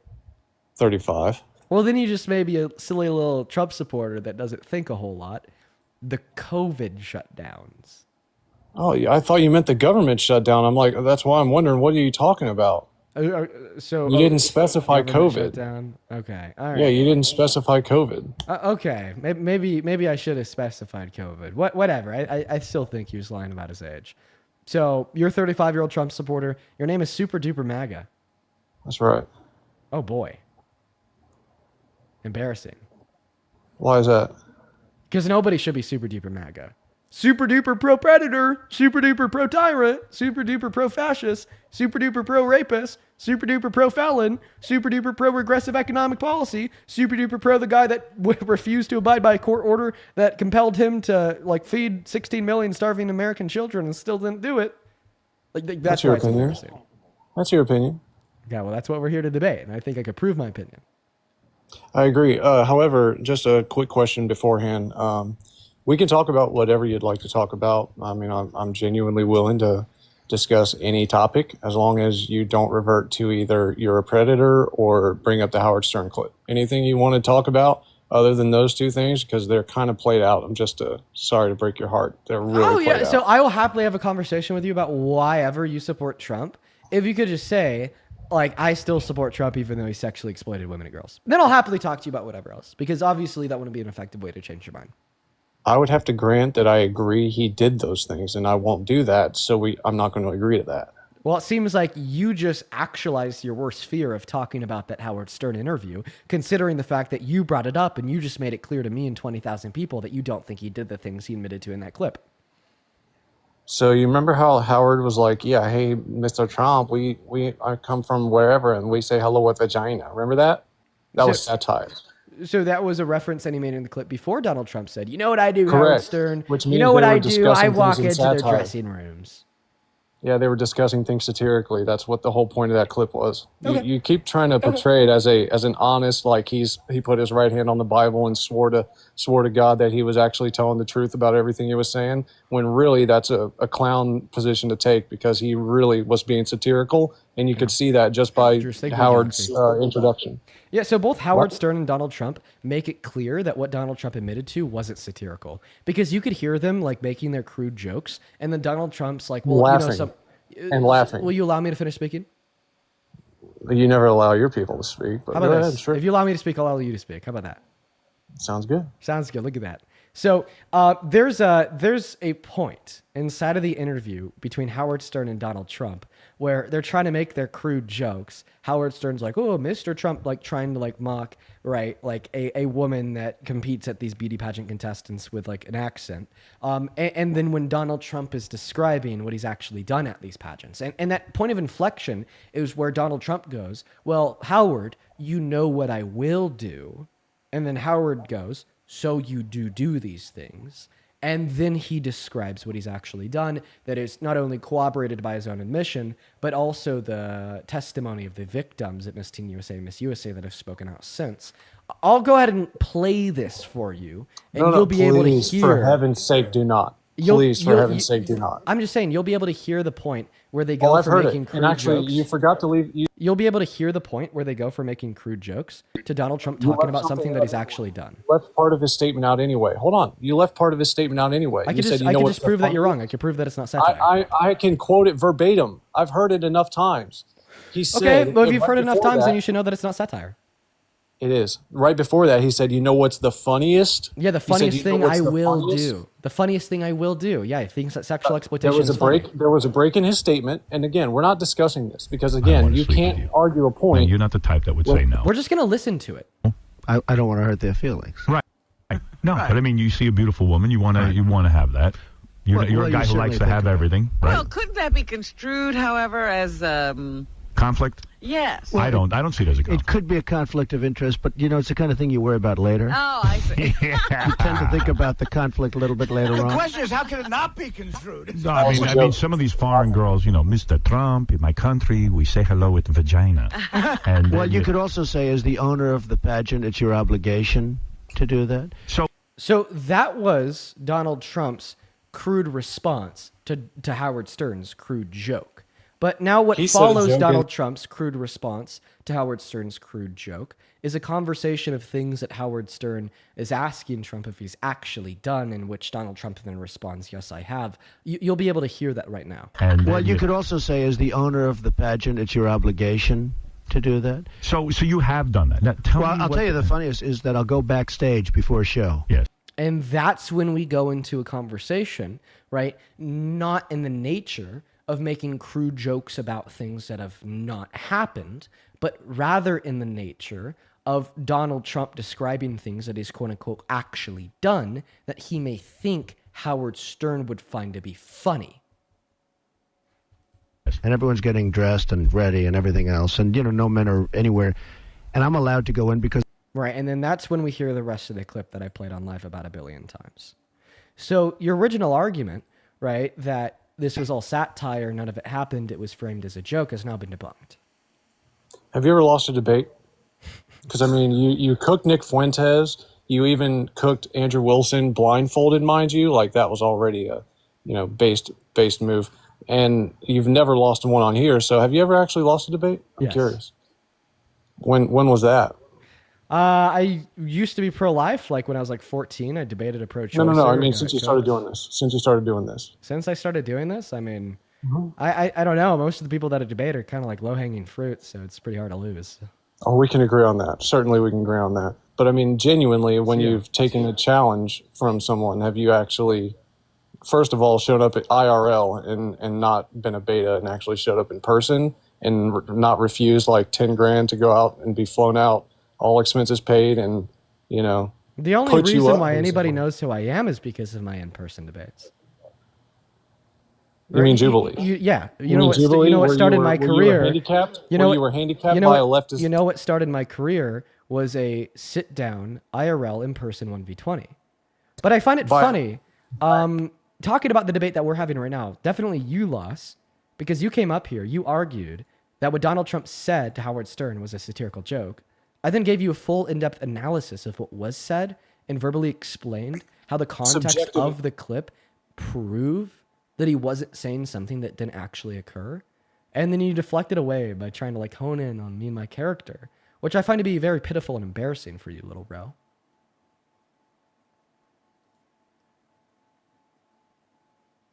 Go ahead and unmute. Yeah, actually, maybe I should rephrase my question. Have you ever won a debate that you didn't use a mute button on? Oh yeah, I didn't have a mute button at Jubilee. Right, the leftist biased platform that you were on. I agree. You're right. You didn't have to mute anybody because they put up these bogus fact checks by Straight Arrow. Oh yeah, they're definitely Straight Arrow for sure. Fun fact: the fact-checking company is actually right-leaning. Is that right? Yeah, You have a proof of that? yeah. Go to their website. No. Do you have proof? Yeah. My proof that they're right-leaning You show it to me? is that you could just go to their website and you could look at who funds them. I'm pretty sure that they're funded by sources on the right. People ask you. And then, by the way, if we're like requiring proof, what would be your proof that like there was bias involved with the selection of Trump supporters on my episode to like particularly be like unintelligent ones?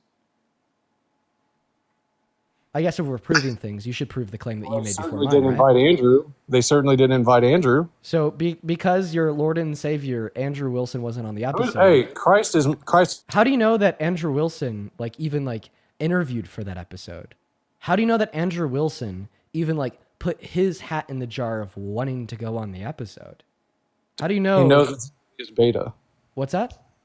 He knows that Jubilee is beta, and it's all scripted.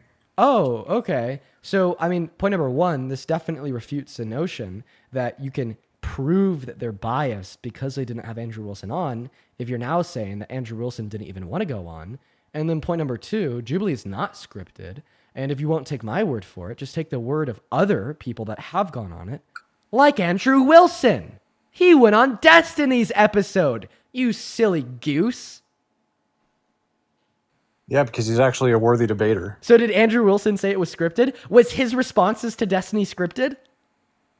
Actually, they edited a fuck ton of his. Wait, you're not answering my question. Was They his actually responses to edited a Destiny fuck ton of his scripted? debate out. Was Andrew Wilson's debate against Destiny scripted? It was massively edited. But that's not what I asked you. I asked you if it was scripted. That's by definition a part, essentially scripted because they're editing out the same way the 60 minutes. The same way the 60 minutes edited. Editing does not equal scripted. And by the way, I could agree that sometimes Jubilee will edit parts of debates out, but I think I've come to the conclusion that it's not with political bias, but rather trying to conform 4 hours worth of recording to one. Like, you wouldn't know this because you're not that guy. You've never gone on a Jubilee episode. They never invite you. You're just unknown. You're nobody, right? But those filming sessions, right? They take 4 hours, but then the individual videos are like around an hour, hour and a half. So of course, many debates that are filmed that day are going to be like cut or just taken out of the episode as a whole because they have to condense 4 hours to one. And I could even give you proof that they do this, right, in like a nonpartisan manner. On Ben Shapiro's episode, I was there. I went up. I debated Ben Shapiro on abortion, and I thought that I cooked the hell out of Ben Shapiro. And in fact, Jubilee completely removed the totality of my conversation with Ben Shapiro. And at that point, I had the thought, maybe Jubilee's actually biased to the right. But what we're now learning is that they've also removed clips of people like Andrew Wilson debating Destiny. So it seems like it's more non or bipartisan. But I honestly think that we're getting a little bit distracted and in the weeds here. I absolutely grilled your ass. I flamed you. I cooked you. Okay. Right? As it related to Howard Stern and Donald Trump, coward. And then you tried to. When I'm muted, coward. Well, it's because when you're unmuted, you babble like a child and you interrupt me as you are right now. Or I just cook you. Do you think that babbling like a kid and interrupting is cooking? Makes sense while you watch people like Andrew Wilson. So why do you have to mute me if my ideas are bad? They're gonna fall on their face, right? So although they're bad, they're also annoying when interjected in the middle of my sentence. And I mute you out of an annoyance of your voice and its interruption. It's easy to think that you cooked Ben when your entire debate was cut out, right? When you don't have proof that you actually cooked him. It's easy to say that you won. Yeah, right? They actually ended up posting it less than 6 months later in a separate video. Wow, nothing to say there. The full clip? I'm just cooking you at every turn. The full thing? Yeah. All right, pick your topic. We can. I'm literally just cooking you at every single fucking turn. Like this is right now without the mute button. Yeah, right now without the mute button. It's easy to interrupt somebody's thought when they're in mid sentence and then have to come back later with a different topic because you muted them. It's easy to win then. You definitely know. It's easy to win then. You definitely know how easy it is to interrupt. You've been doing it to me this whole time. Well, I don't have a mute button. Are you kidding me? So you're arguing that you're interrupting me because you don't have a mute button? Like I said, pick a topic. So you're just literally justifying you interrupting me after trying to stigmatize me for interrupting you. Are you scared? Are you scared? No, I'm not scared like you were when you. Then pick a topic. See, that was another interruption. I'll continue. I'm not scared like you were when you deflected away from my cogent counter rebuttal to demonstrate that Donald Trump wasn't joking about something that hadn't occurred when he was sitting down with Howard Stern. You didn't even give a response to my rebuttal. You didn't even give a response to my defeater.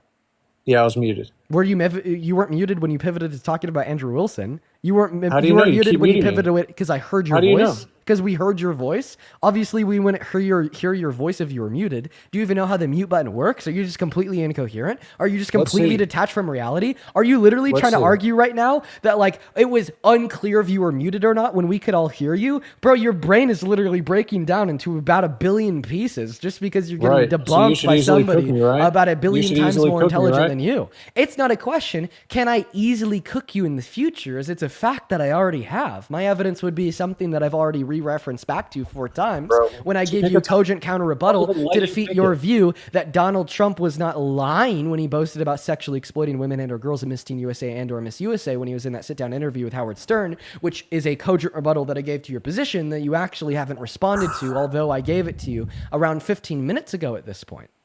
I'm literally handicapping for you. You can pick your topic. Go right ahead. Yeah, I just did. I want to hear your response to my cogent counter rebuttal. Pick a topic that is not Howard Stern. You creep. So you're scared. I'm scared because you're running the same one-lining fucking scripted response that you've had for every guest that's come up here in the last year. Well, it's actually not running to anything. It's just keeping my it's a scripted response. It's not a You're a robot. Well, it's not a scripted response. Why don't you have an actual in-person debate? So I didn't give you a scripted response because it was a response to what you said. You made the suggestion that Donald Trump was obviously joking about something that he hadn't done in a satirical manner. You're running. You're interrupting. I'm giving you the ability to pick a topic right now and let's have it out. All right, You're am. running. Do you mind if I ask you to calm down? You're running. Do you mind if I ask you to calm down? I just think you're a coward and you're intellectually dishonest. So why don't you actually pick a topic and see if you can actually back it up? So I know when Trump supporters, back it up. I know when Trump supporters get flustered and mad, they like to throw big words like coward around. I know it's just a projection. Let me know when you'll let me finish. You have a problem letting people finish. Definitely not mutually exclusive to me, but likely also exclusive to your ex-wife. That's a nice dub. How about you actually pick a topic and let's run it? So unless you're scared. So if you're just scared, just concede right now. If you didn't like to engage in ad homs, if you're scared, then you wouldn't just have called me a concede right coward. The only person that needs to concede here would be you to my cogent counter rebuttal when I prove that Donald Trump wasn't satirically joking about sexually exploiting the contestants of Miss USA and Miss Teen USA. You're just running. I'm not running. I'm just simply asking you to respond to the counter Trying to start an organic debate where I'm even handicapping you, letting you... So I just muted you because you interrupted me. I'm going to need you to listen very closely to the next 10 words that come out of my mouth. I am not running by asking you to respond to the rebuttal that I've already given to an argument that you made. Remember how I prefaced You by came up saying here, you joined this stream, and you chose, out of your own volition, out of your own will, to make the argument that when Donald Trump sat down with Howard Stern and boasted about sexually exploiting those beauty pageant contestants, that he was doing so jokingly, that he was doing so satirically. You cannot contest the fact that is an argument that you made out of your own volition and your own will. And because you made that argument out of your own volition and free will, I refuted it, and I proved it wrong. Now, I will be happy to talk about any other topic. I could grill you on anything. If you can concede your original position that you gave, which was Donald Trump was joking in a satirical manner when he suggested that he had sexually exploited those beauty pageant contestants. If you concede and you say, Dean, the counter argument you gave is something I can't beat. Dean, your intelligence has triumphed me once again. Dean, I have no words in response because your words were objectively true. I concede. Now pick a... Dean, I concede. We can move on. I just did. I concede. Now pick a topic. Please. I'm begging you. Thank you so much for the concession. Well, actually, I let the guest pick you're going to run now. You're going to run now. No, I let the guest pick the topic. You can. Just tell us why you support Trump as president. Bro, come on. This is such beta fucking energy. Pick a topic and I will ruin you on it. Please, I'm begging you. Are you sure? Anything. Other than, remember, we had criteria. Other than you running back to Howard Stern's clip and other than you trying to frame your guest as some kind of predator. Okay, this is going to be really easy for me. This is going to be really easy for me. You shouldn't support Trump since he's anti-American. The reason I call him anti-American is because he's anti-Constitution. The reason why I call him real beta energy interrupting my argument. In fact, you've been telling me to give you an argument for the last 10 minutes. I finally start giving you one and you interrupt. That's pretty funny. The reason why I call him anti-Constitution is because he's belligerently and intentionally infringed on the Constitution. One data point that serves as evidence that Donald Trump has belligerently and intentionally infringed on the Constitution would be an executive order that he signed into law his very first day in office, January 21st, 2025, EO number 14160, which was an attempt to infringe on the 14th Amendment and the illegal repeal of birthright citizenship for the children born to undocumented immigrants on American soil, when they've had that right guaranteed to them by the Constitution since 1868. Go ahead and fry me, pal. Let's see it. You're not going to interrupt me, right? I'm going to interrupt you one time because you just interrupted me one time. Only fair, right? Go ahead and get out of your system. Okay, start talking. Caesar, thank you for the $100 on PayPal. Thanks. This is a real donation. Seriously, Caesar, thank you so much for the love. I want to see 1,000 Caesar W's down below in that chat. Seriously, bro, thank you so much for your kindness. Let's get 1,000 Caesar W's down below. Caesar with a $100 says, keep fighting the good fight. Thank you so much, my friend. That is so incredibly kind and generous of you. Please show some love to Caesar down below. Thank you so much. And as well as Harold with a $10 who says, is cooking a hot dog really cooking? This guy's not even cooking a hot dog. The only thing he's cooking is his own brain. Thank you for the $10, Harold. Then Maisie, thank you for the $2, and Harold with another 10. Thank you so much for the love, Harold. Thank you so much for your kindness. Then Valerie, thank you for the $20 on PayPal, who says thank you so much for defending the girls in the locker room as a teen girl. That genuinely means so much to me. Oh, Valerie, thank you so much for your kindness. I hope that you're enjoying this stream, guys. Let's get 200 Valerie W's down below, as well as Addie, that is ADDY. Thank you for the $15 over on PayPal. And I am going to keep your message to myself, but I'm really sorry to hear that. And if you retake it, you'll definitely do much better next time. But seriously, Addie, thank you for the $15. Alexander, thank you for the $15 as well, who says, keep it up, Dean. People like you make your voices heard. Thank you so much, Alexander. Marlia, thank you for the $1. Jacob, thank you so much for the $10, who says, I love everything that you and Parker stand for. I support y'all. Thank you so much for your kindness, Jacob. And then Constantine, thank you for the $5 on Venmo, who says, my sisters and I love watching. That's awesome. Natalie with the $4, thank you. Will with the $10 on Venmo, who says, for the scripted robot one-liner. Let's fucking go, Will. Joshua, thank you for the $11 on Venmo, who says, hey, Dean, my girlfriend in Brooklyn and I watch the streams every night. We love you. Yo, I love you guys too. Shout out to Joshua in Brooklyn. Shout out to you guys. Then Robot, thank you for the $10. I really appreciate that, man. Bonnie with a 5, Kaylee with a 5, Kinley with the 50 cents, Lovey with the $2, Trey with the $5, and Emily, thank you for the $10 as well, who says, I can't believe I'm just finding out they only get 30% from super chats. Yeah, YouTube takes a lot. Beth with the $10 says, man, these debates are getting more wild as the files come out. Yeah, absolutely. And Darcy, thank you for the $20 over on Venmo 23 minutes ago. Let's get 200 Darcy W's, who says, you're amazing. Thank you so much for the love, Darcy. If you're watching right now and you do want to debate, if you do want to support me, you could find my Venmo as well as my PayPal in the link tree in my bio on TikTok. You could also find it at the top of the phone screen and pinned in the YouTube stream. And maybe if you donate, I may just have to interrupt this crybaby. But go ahead and respond to the argument. Is that it? For now. Right, so you're going to interrupt me in 2 minutes again? Maybe, depending on how much you whine like a baby. Let's get some baby bottles in the chat. There's such beta energy, bro. The only beta here is you. First and foremost, beta. Thank you for that. Thanks for not interrupting. Appreciate that. So speaking of, this was a real. I just had to call you beta. Somebody's like furious. Just waiting for your little baby crash out to be done. You done? I'm not crashing out. I'm just speaking facts. But I'm done. So you're going to allow me to go uninterrupted? Yeah, for sure. Is that possible? Yep. Cool. So, first and foremost, you said this is another real donation. Have you ever once provided like receipts that all the Venmo and PayPal's that you receive are actually donations and not just DNC donations? What? Have you ever proven that? Have you ever actually offered receipts for all of your viewers to actually, verify that people are sending you these and they're not just, bots or somebody that's sending you, disguised donations as just DNC payments? Have you ever proven that? Wait, are you accusing me of getting payments from the DNC through bots on Venmo? Abso-fucking-tively, yeah. Have you ever proven that it wasn't? Have you ever proven that it wasn't? Like I've shown individual donations before. Like that's proof, right? Like 1 out of every day or 1 out of every month? Have you ever shown like a list? Dude, have you ever shown like a list? You're so jealous.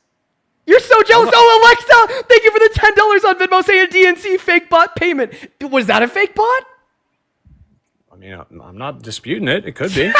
Alexa, he actually thinks you're a fake bot. Thank you for the $10. Jojo, thank you for the $5 saying DNC bot answering the call. Abby, thank you for the $20 on Venmo from the DNC. Lydia with the 1 penny. Brittany with the $5. Alexa with the $10. Allison with the 5. Shannon with the 10. Thank you so much, Shannon. Rami, thank you so much for the $50 over on Venmo. Holy Fuck Rami. Dude, he literally said, show him this, and then it's just a picture of the middle finger emoji. Bye, Axelot. Thank you for the $25 over on Venmo, who says, here's a payment from the DNC. Amy with the $20, who says, you're amazing. Your talent is beyond not a bot. Thank you, Amy. Renee with the $2 from the DNC. Madeline with the $10 from the DNC bot. Ben with the $5 saying, DNC bot reporting here. Emily with the $5 from the DNC bot. Kelly with the $2 as a DNC payment. Odine with the $25 over on PayPal saying DNC all the way from Sydney, Australia. Let's fucking go. Amanda with a $5 on PayPal saying DNC bot payment. Cami with a 15 says here's your DNC payment. Catherine with a $6. Jacob with a $15 who says here's your fake DNC payment. Mickey with the $5 says guess I'm a bot now. Jesse with the $5 says here's $5 from a DNC bot. $5 from Sarah too. Sylvia, thank you so much for the $20 on Super Chat, who says this is the DNC call out to pivot. Oh my god. Joshua with the $20 saying beep boop bot donation programming. Puffy with the $10 on Super Chat saying fake bot here. Aaron with the $5 over on Venmo. What? Funny how none of those are for $100. Funny how none of those were for $100. You're going right. They're like $1, $2, $5. This could easily be sent by just one of your fans. But what about these $100, $200, $500 ones that you've gotten in the past? Have you ever proven that those were actually from real people? Have you? You understand Coke by laugh. saying that you're going to incentivize people to send like larger donations. Correct. Right? And I understand that you're going to have your viewers that are just trying to be spiteful against your guests. Chris, thank you for the $100 super chat over on YouTube. It's a YouTube super chat. You can see it publicly on my stream. Show the receipt. Okay, go to youtube.com/@DeanWITHRS. It's a public YouTube super chat. I don't have the internet. Yeah, dude, you're fucking coping. Chelsea, thank you for the $10 over on PayPal. He says this guy needs an ego death. Gabriella with the $100 saying here's your receipt. Oh my god, Gabriella. Yeah, I'll show that. Thank you so much for the fucking $100, Gabriella. Jesus fucking Christ. From Gabriella. Brandon with the $40. Oh my god. I just showed you. Brandon with a $40 says here's $40 from Brandon, a DNC bot. Caesar, thank you for the $100 over on PayPal as well, saying tell this guy to shut up. Jesus fucking Christ, Caesar. Thank you so much. Yeah, there's that one too. Oh my god. Thank you for the $100, Caesar. Kendall, thank you for the 10 cents. Riley with the $3. Margaret with the $5. Yvonne! Oh my god! Yvonne, thank you so much for the $100 over on Venmo, who says here's $100. Look at it.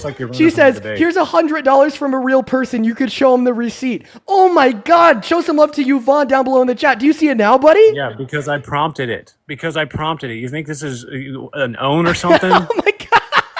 You think this is an own? 1 second. Shut up, my friend. I gotta thank a couple more people. Dude, holy shit. Mew Mew. Thank you for the... What the fuck is going on? Mew Mew, thank you for the $100 super chat on YouTube saying keep up the great work. David, thank you for the $20 saying DNC chat. What, dude? This Serenity. Serenity, thank you so much for the $50 over on Venmo. Oh my god. Thank you so much for the $50 Serenity. Andrew with the $5. Catherine with the $5. Riley with a 3. Chelsea with a 5. Chelsea with another 10 saying that this guy needs an ego death. Conrad, thank you so much for the $60. Dude, Conrad with the $60 tells this guest to shut the F up. Thank you for the $60, Conrad. Harold, thank you for the $100 as well.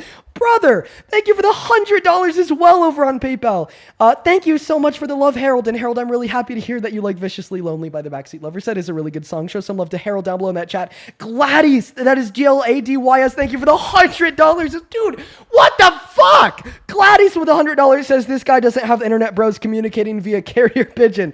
Thank you so much for the $100, Gladys. Trey with a $10 says keep on doing what you're doing. Thank you so much, Trey. Molly with a 5.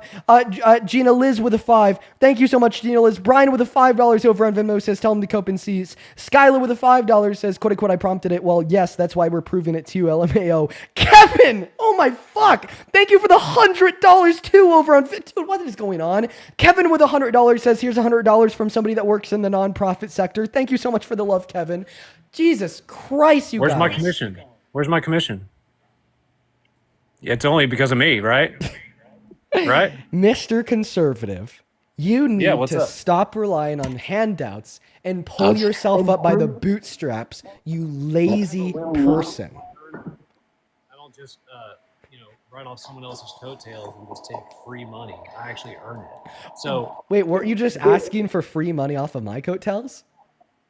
that was my work that you got that money for. So why don't you break me off something? I'll accept Venmo. So, wait. So you just said that I don't do any work for those donations, yet you're now arguing that you did work for those donations.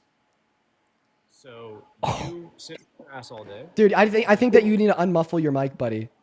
Up here for 5 minutes. Dude, this guy's so fucking jealous and pissed off that he literally broke his mic. Dude, all that I see in my head right now is like a raging 14-year-old that just died in Fortnite going, ah! And that's why his mic is all fucked up now, because that's what he was doing on mute while I was taking the downers. Okay, that was half a joke, but the other 50% is true. Like, your mic's seriously fucked. Fix your mic.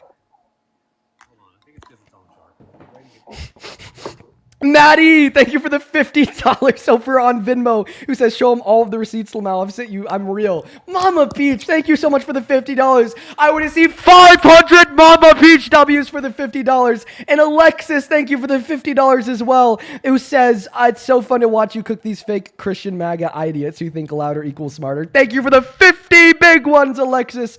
Swampnut, thank you for the $2. McKenna, thank you so much for the $2. Beth, thank you for the $100. Jesus Christ, you guys can stop now. Yeah, where's mine? You guys can. Where's you guys. mine? I swear, you guys can stop now. I really appreciate it. You guys don't have to continue to do this. Beth, thank you so much for the shut up, buddy. Beth with $100 says, ask him what Cody wants us to put to prove that we're real. Thank you for the $100, Beth. Beth, that is seriously insane. Kelly with $25 who says, your donors, your money. What the fuck is this turd talking about? He just wants a free handout because he's so lazy. Rachel, thank you so much for the $25 over on Venmo, who says, goat. Thank you for the $25, Rachel. What? Dude, seriously, you guys seriously can't stop now. And then Sammy, thank you for the $10 to call the guest a crybaby. This guy's a crybaby. And Woodruff, thank you so much for the $100 over on YouTube Super Chat. Let's fucking go, Woodruff. Show some up to Woodruff. Show some up to Beth. Show some up to everybody, guys. Seriously, roll this thank back you so in much. there, princess. Come on, let's go. Oh my God. Okay, just here. You done pivoting? Actually, no. Michael, thank you so much for the $100 over on PayPal. You done? I don't even know what to say. Guys, right, you can thank him after you're done getting cooked. Guys, you could stop now. Like, ready? seriously, I appreciate the love. I don't need any more.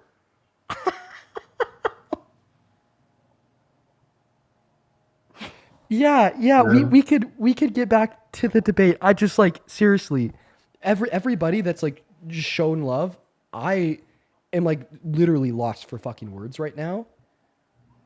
Great. Thank him after I'm gone.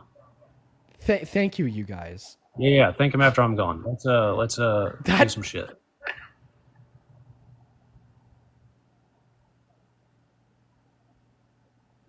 Mindy. Here we go. Well, more so, Melinda. Dude. Thank you for the $230 over on Venmo. Thank you so much, Melinda. Melinda with the $230 says, I love you, Dean. You're my fave. Me and my family are a family of MAGA haters. Keep clocking them. Thank you so much for the $230, Melinda. I want to see 2,000 Melinda W's down below in that chat. And Eric, thank you for the $101 over on Venmo from Eric and Chrissy. Eric and Chrissy, guys, thank you so much for the $101. Blondike Bar, funny name. Thank you for the $69 over on Venmo. Guys, want to take him after you're done? Thank you so much, Eric, Blondike Bar, and Melinda. Show some love to them down below in the chat. Kelsey, thank you for the $10. Shelby with the $20. Abigail with a $10. Melissa with the $25 and the 73 cents. Have lives outside of you. Outside of TikTok. Dude, I'm sorry. I'm sorry, man. They just keep coming in. I am going to thank my donors, but like, guys, you like seriously. You can thank him after I'm gone. You can seriously like. You can thank him after I'm gone. You guys do not like. You guys can stop now. Like I'm I'm being serious. Yeah, like you're right. I do He not doesn't need. I do deserve not. I do not. You're right. I don't deserve right. it. I don't need any more. All right, But the only so reason how why about you I say actually that earn is your because money? I recognize that as a fact. How about And you the only actually earn reason your that this money? guy says that is because he's jealous. So how about you actually earn your money? How about you stop coping, jealous boy? Who's jealous? You. Jealousy is a deadly sin, and I don't partake in that kind of shit. It's one that you're partaking in right now. You're getting pissed off that individuals proved you wrong and donated to me. I'm So pissed like, off oh, that you you're just sit wasting on my your. time. You're just like, oh, I'm Dean, pissed you off sit- that you're wasting my time. You're just like, oh, Dean, you sit on your ass all day. And how about you actually earn That's your right. money? Some of our time is valuable. Well, obviously not yours, because you've wasted most of it hailing a rapist. Was that a burn? No, it was a fact. And if facts happen to burn, so be it. Ooh, big boy. Did you put on your big girl panties to pull that one out? So your response to me telling you that you hail a rapist is to ask Yeah. me what kind of underwear I have on? You're fucking weird. So, how about we engage in the debate? Because I think you're scared and I think you're trying to run as fast as you can. So, how about you make your claim again since you interrupted it with like 20 minutes of some crazy beta energy bullshit? Wait, so how about you actually return to your prompt? It's beta to thank people when they like donate to you? No, just with the beta bitch voice that you were given. I think that you're just getting Oh really my pissed God. off. Listen, I understand that I mog you, sub 5. Sit down. Yo, Chad So you're running? Chad You're Light's just gonna keep talking. running? Chad Light's talking. I think that you need to listen up. So you're running. Just go ahead and clock it. You're running. I'll go ahead and remake the point. So the point was is that Please. Donald Trump is a terrible president because he's anti-constitutional. One data point of evidence would be the attack. 14160. We know. The one data point We of know. evidence would be the attack that he launched Yeah, on the 14th Amendment. 14160. You don't have to go through your diatribe again. That's enough. Precisely. So just like that prompt that you gave on Cammy, thank you Jubilee, for the $10 over on PayPal. Johnny with the $50 over on PayPal. Thank you so much for the love. Who says, I just wanted to send this to let the Coward. guests know that I donate because he said to, but not because he said to, Coward. but because I support the work that team puts in. Coward. Thank you so much for the $50, Johnny. Let's get 500 Johnny W's. Runner. Lindsay with the $5 just to piss a baby off. Jessica with the $5 from the DNC. Matt with the Runner. $5. Thank you so much, Matt. And Angie with the $5 as well. Go ahead. so just like that prompt that you gave on Jubilee and all the others that you gave, if you notice the difference between your prompts and like, oh, I don't know, Ben Shapiro and Charlie Kirk, the prompts they gave, they were actually like quantifiable and actually debatable topics where you didn't actually just have an opinion that you gave that you couldn't actually substantiate. So bringing up 14160, actually 99% of the fucking country prior to Biden's socialist fucking regime, most Americans would have agreed that birthright citizenship was not intended for all these mass illegal immigrants. I'm sorry, but nobody agrees with that. And for another point, Supreme Court does. yeah, exactly. And that was intended for a different subsect of people other than illegal immigrants at the time that it was ratified. So no, that actually was not intended for all these immigrants. It was intended for a different group of people. So And assuming hold on, that you're right hold on. about, I thought you weren't going to interrupt. I wasn't done with my statement. Thank you.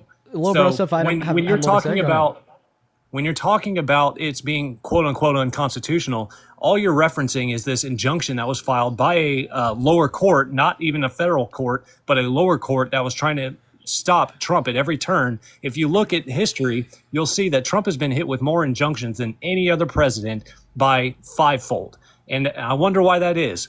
The fact that, 2016, E. Jean Carroll decides to come out and have some kind of allegation as soon as he's about to run for presidency. All these injunctions start to come out as soon as Trump wants to run for presidency. Interesting how most of this TDS fucking injunctions and allegations all seem to come out when this one anti-established president is going to want to try and run to actually fix the country. It's funny how all of these injunctions by these lower courts who, let's not forget, actually don't have any power over the president. They just have power to interrupt him while he's trying to do his fucking job. And his job is to do what's right for the people. And when you try and bring up like, I don't know, that it's not constitutional for him to send the National Guard into these cities. Actually, yes, it is. Because the fact is we have the Alien Enemies Act that allows him to send in the National Guard when the governors or mayors of these cities and states will not comply with his directive, which is to clean up their streets. And so, yes, everything that he's been doing is actually constitutional and within the bounds of the law. The problem is you have all these liberal fucking judges that want to put an end to whatever he's doing, just like with the tariffs, just like with the executive orders, everything that they've tried. So no, he is not anti-American. He's actually doing his job. That felt less like an argument and more like an emotional rant, but I'm going to sit you down. So the first thing that you said was... I'm already sitting down, baby. Well, why did you call me baby?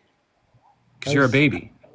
It kind of came off like baby. Like, not like small child, like baby. Like, you like... Are you homophobic? I don't think it'd make me homophobic. Are you homophobic? I don't think it'd make me homophobic for not wanting you to come on to me like that, considering the fact that I'm in a relationship. Prove it. Where's she at? Downstairs. Show me. I don't believe you. You do. I think you're attracted to me. You do not deserve to see my girlfriend. Nice pivot. You do not deserve it.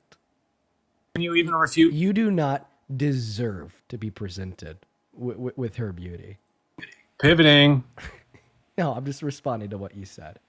Now, to respond to, the emotional rant about Donald Trump, the Constitution, law, so on and so forth, you argued that it was lower courts, not federal courts, that issued injunctions against that executive order to condemn it as unconstitutional.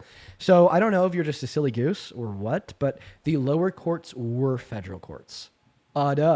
Now, your second point was to argue that this is lawfare and that no other president has had as many injunctions issued against them as Trump has. So when these federal courts are issuing this injunction that this executive order was unconstitutional and in violation of the 14th, you could just chop it up to lawfare. Well, we actually have case law and legal precedent to argue that undocumented immigrants have a claim to birthright citizenship if they're born on American soil, per Plyer v. Doe and SCOTUS in 1989 and U.S. versus Wonka Mark and SCOTUS in 1898. So you can't argue that the legal precedent that this EO was unconstitutional was only set forth by our courts following him being our president, as it actually existed prior to him serving as our president.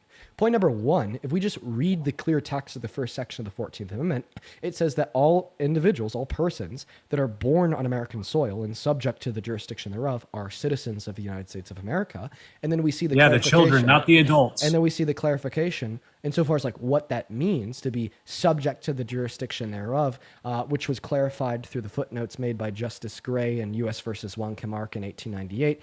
Being subject to the jurisdiction thereof just means within the jurisdiction thereof, as well as we see the ruling from SCOTUS saying everybody is eligible for birthright citizenship if they're born on American soil, except foreign dignitaries with diplomatic immunity, except members of militant invading forces from other countries, and except Native Americans. But of course, that was rather updated later updated by federal law. And then we look at Plyer v. Doe, which was a SCOTUS ruling in 1989, which clarified that yes, undocumented immigrants are subject to the jurisdiction thereof. Therefore, yes, they do have a claim to birthright citizenship if they're born to the parents of if they're born to undocumented immigrants on American soil. It makes it clear that your argument, the only reason why the courts are ruling against this EO and calling it illegal and calling it unconstitutional today is because it's Donald Trump who made it, are completely belligerent bullshit. Okay, this has been long withstanding case law and constitutional precedent long before Donald Trump's presidency even begun, and in one case, long before Donald Trump was even born. Now you're just filibustering. I get your point. I actually spoke for a shorter length than you did. So if I was filibustering, so were you. Great. Sounds good. So to correct you, yes, it applies to the children, the ones that are actually born on this on American soil that actually qualify. So all of the parents of these. Okay, I didn't interrupt you. All of the parents. You actually did 4 times, but that's beside the point. I spoke up once. That was it, and I stopped. The parents are fully within their right to be deported. So yes, they can be deported, and we are giving them their due process. The due process of them being deported is they crossed the border illegally, and we're deporting them. That's their due process. So be careful. Make sure not done. No, this is going to be an unnecessary interruption because what you're doing right now is yes, it is, and I can explain how. What you're doing right now is you're deflecting to like talking about the fact that the parents are still undocumented. So that's true. That's true. So when an undocumented immigrant has a child born on American soil, only the child becomes a citizen for birthright citizenship. But what my argument is Donald Trump did something illegal. Donald Trump infringed on our Constitution when he signed that executive order into law saying otherwise. Right? I like, obviously you can't track because you're not that smart, in all honesty. But the argument that you made is that Donald Trump didn't do anything unconstitutional. The argument that you made is that Donald Trump didn't do anything unconstitutional when he signed that EO into law. But like per like the explicit text of the 14th Amendment, as well as long withstanding adjudication and case law from SCOTUS, including U.S. versus Juan Camargo in the 19th century and Plyer v. Doe in the 20th century, in fact, that executive order was illegal as they have a constitutional right. Go ahead. Repeating and let me finish. Yeah, just make sure that you respond to the point. Yes, they were federal courts that filed these injunctions, but they have to work their way all the way up to the Supreme Court. That's how the court system works. When Trump submits an appeal, it has the right to work its way through the courts through the appeal. And once it gets to the Supreme Court and they make their decision, then that becomes either law or not. Oh, I'm telling you that SCOTUS has already ruled on this. Bro, he has submitted a new appeal. He has submitted a new executive order which required this injunction by a federal court. Now that federal court has to either approve it or deny it. And then if it's denied, he gets to appeal it and it gets to work its way through the court system again. Doesn't matter if it's already been decided on. He gets to work his appeal through the court system again. I don't know if you know how court systems work. That's how that works. I'm not done. Don't interrupt me. But what has been decided is that the children born to undocumented immigrants on American soil have birthright citizenship. Therefore, as it stands, and unless SCOTUS reinterprets the Constitution and nullifies the withstanding interpretations from Justice Gray in the 19th century and Plyer v. Doe in the 20th, it is unconstitutional. Go ahead. I just wanted to correct you, but go ahead. No, but you're incorrectly correcting me, and not to mention you're interrupting me yet again. What did I say that was wrong? I can't mute you. Okay. So why are you muting me?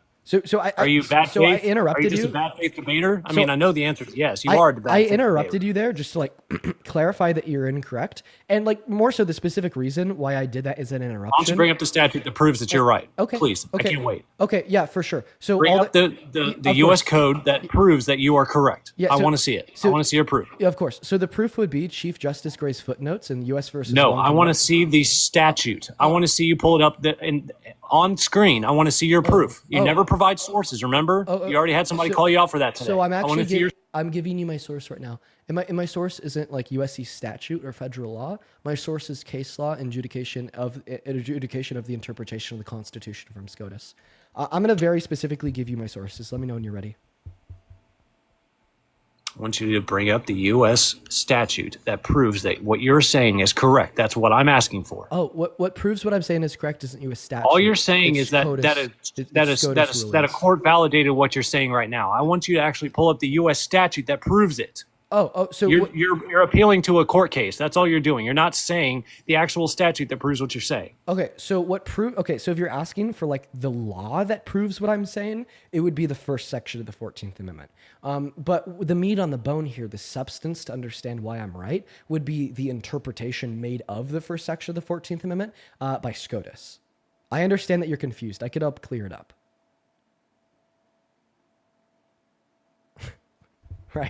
Right. But it's like the law that proves it, right, would be the first section of the 14th Amendment. And do you want me to like screenshot it off of congress.gov? For sure. Why don't I do that? 14th Amendment. Why don't I do that? Why don't I just do what he wants? Look at me. I'm going to be a good guy. Yeah, why don't you run? Why don't you just run? That's fine. You can run all you want. Wait. You're asking me to pull up like the law that proves me right. I'm doing it right now. Just told you I would. Muting is running, just so you're aware. Oh, so I'm running even though I'm giving you my source. By muting, yes, you are. 1,000%. You know, nobody in a real debate IRL actually can mute the other person. They actually have to give the person their ability to speak. You know that? Oh no, I'm sorry. You don't know that. You've never done a real IRL debate. Are you whining like a little baby because you're getting absolutely dunked on by me? No, I'm not. I'm not turning down $10,000 for an IRL debate. That's for sure. So you asked me to show you the law that proves you wrong. Here it is. Why don't you accept Andrew's invitation? Wow, why are you fucking running? Dude, you're being a coward right now. You just asked me to pull up the law that proves you wrong. It's literally on the phone screen right now, and you want to pivot, deflect, and talk about Andrew Wilson. Pivot. Not proving you wrong. Pivot. You're just counting on the same statements you've already made. Oh, well, no. So you very specifically asked me for the law. Can you let me finish speaking? No, I'm speaking. Your claim was that to run its way through the court system again. Once Trump has already filed his executive order, you're saying that he doesn't have to run it up the Supreme Court again. Oh my goodness gracious. Okay. You're trying to claim that, Let me know when that you're he ready. does not. You know what? I'll let the baby right. one. It's his right to be able to serve his appeal in order to prove himself correct. He is allowed to have his appeal work its way through all the way to the Supreme Court. And he hasn't had the ability to do that, again, because of lawfare. And again, you're just trying to double down on the statement you've already made to act as if you're proving a point. And that's not actually the point I'm making. Oh, Why don't you address the point I'm making? So I want you to show me the U.S. statute that proves that he does not have the right to run his appeal all the way through the Supreme Court to get the actual the actual judgment by the Supreme Court. Oh, I want you to show me that. so Show me that statute. I just want to clarify. Are you arguing that you think the Trump administration even has an argument that the children born to undocumented immigrants don't have a claim to birthright citizenship? If so, you're wrong. Okay, so, like, the only way to change the fact that the children born to undocumented immigrants have a claim to birthright citizenship would be with a new ruling from SCOTUS reinterpreting the case law that's already set forth, right? I want you to prove that wrong by giving me the legal argument to determine that the children born to undocumented immigrants on American soil don't have birthright citizenship. Because as it says on the screen right now, all persons born in the United States and subject to the jurisdiction thereof are citizens of the United States. This means that all that needs to be true in order for the children born to undocumented immigrants to have birthright citizenship would have to be that they're people, would have to be that they're born on American soil, and would have to be that they're subject to the jurisdiction thereof. So not debating without birthright running citizenship. without running like a coward, right? Are the children born to undocumented immigrants on American soil people and born on American soil? Bro, we've already established this. We already know they get birthright citizenship. That's not the fucking claim, idiot. Oh, that is the claim. You just fucked yourself over. Just before we move on, just before we move on, and I dunk on you, I just want like a consensus. So you're commenting me. One moment. I just want a consensus from everybody watching the live. Did this guest just say that it is true the children born to undocumented immigrants have a right to birthright citizenship per the 14th Amendment of the Constitution? Yeah? Perfect. So now that we see that consensus in the chat, that he just affirmed it is true that children born to undocumented immigrants have birthright citizenship per the Constitution. Therefore, when Donald Trump passes an executive order saying they don't, he's infringing on the Constitution. You just lost. Bro, I want you to hear me very clearly without muting me. Well, I'm going to mute you because I want you to respond to what I just said. Like, instead of like just going off the rails, getting emotional, like you have this whole life, I want you to actually respond to what I just said. Stop it with the words like you're running. Stop it with the words like you're pivoting. Stop it with a whining baby BS. Like, it's honestly embarrassing for you. How could I possibly be running when I'm asking you to respond to what I directly said? Like, come on, bro. You know that you're losing. You know that, like, you're obviously insanely wrong here. There's no possible world that it'd be reasonable to consider me as a runner when I'm literally just asking you to respond directly to the words that just came out of my mouth. Can I be losing when I'm not disputing your fucking claim, you idiot? Oh, so you don't dispute the claim. Listen to me. So for once. So thank you for just conceding that you're not disputing the claim that Donald Trump infringed on the Constitution with Yo number 14160. You just fucking cooked yourself. You feel all high and mighty with yourself or something? Yes. That's cute. That's real cute. Yeah. Again, you're arguing a claim I never made. Oh, okay. So then you never arguing a claim I never made. So you just cooked yourself. Oh, so you're arguing that you never made the claim that Donald Trump hasn't done anything unconstitutional? Correct. He has the right to make any executive order that he pleases. No, he doesn't. No, he doesn't. Without your fucking he doesn't have that right. He doesn't have that right. Listen to the words I'm saying. He doesn't have that right. Listen to the words I'm saying. Listen to what I'm saying. He doesn't have that right, and I could prove it. Bro, you get to speak all day long on here. Do you want to let someone else speak for once? I could prove that he doesn't have that right. Do you want to let someone else speak for once? Is it okay if I prove you wrong? Are you scared? Is it okay if I prove you wrong? You're just scared then, right? Is it okay if I prove you wrong? So you're just scared? Or you're running. Can I prove you wrong? Let's hear it. So you just said that he has the right to sign whatever EO he wants into effect. Well, according to Section 1 and Section 2 of Article 2 of the Constitution, the Constitution is the supreme law of the land, and all withholdings of federal law, all withholdings of executive order from the executive branch of our government, all withholdings of state, local, and municipal law must be following in pursuit of the Constitution, as the Constitution is the supreme law of the land. For that reason, per Article 2 of the Constitution, the president does not have the right to sign any executive order that he wants into law, as he would only have the right to sign executive orders into law in which are pursuant to the supreme law of the land, that being the Constitution, per Article 2. Okay, is that it? Yes. My turn? Yes. You sure? Yeah. Are you sure? I'm waiting on the mute button. No, you're good. I'm waiting for it to pop up. Okay, great. Let's see if I can get this out. For once, he has the right to make any executive order he so chooses. Because again, remember, let's not forget, all three branches are equal power branches, including the executive, including the president's position. So if he makes let's say he makes a hypothetical executive order that murder is now legal, okay? We know that's not legal. He can make the executive order to say murder is now legal. And when he gets a federal court or a federal judge to file an injunction saying, no, this is actually not constitutional, that's fine. They can do that all they want. And they should do that, right? Agreed. They should do that.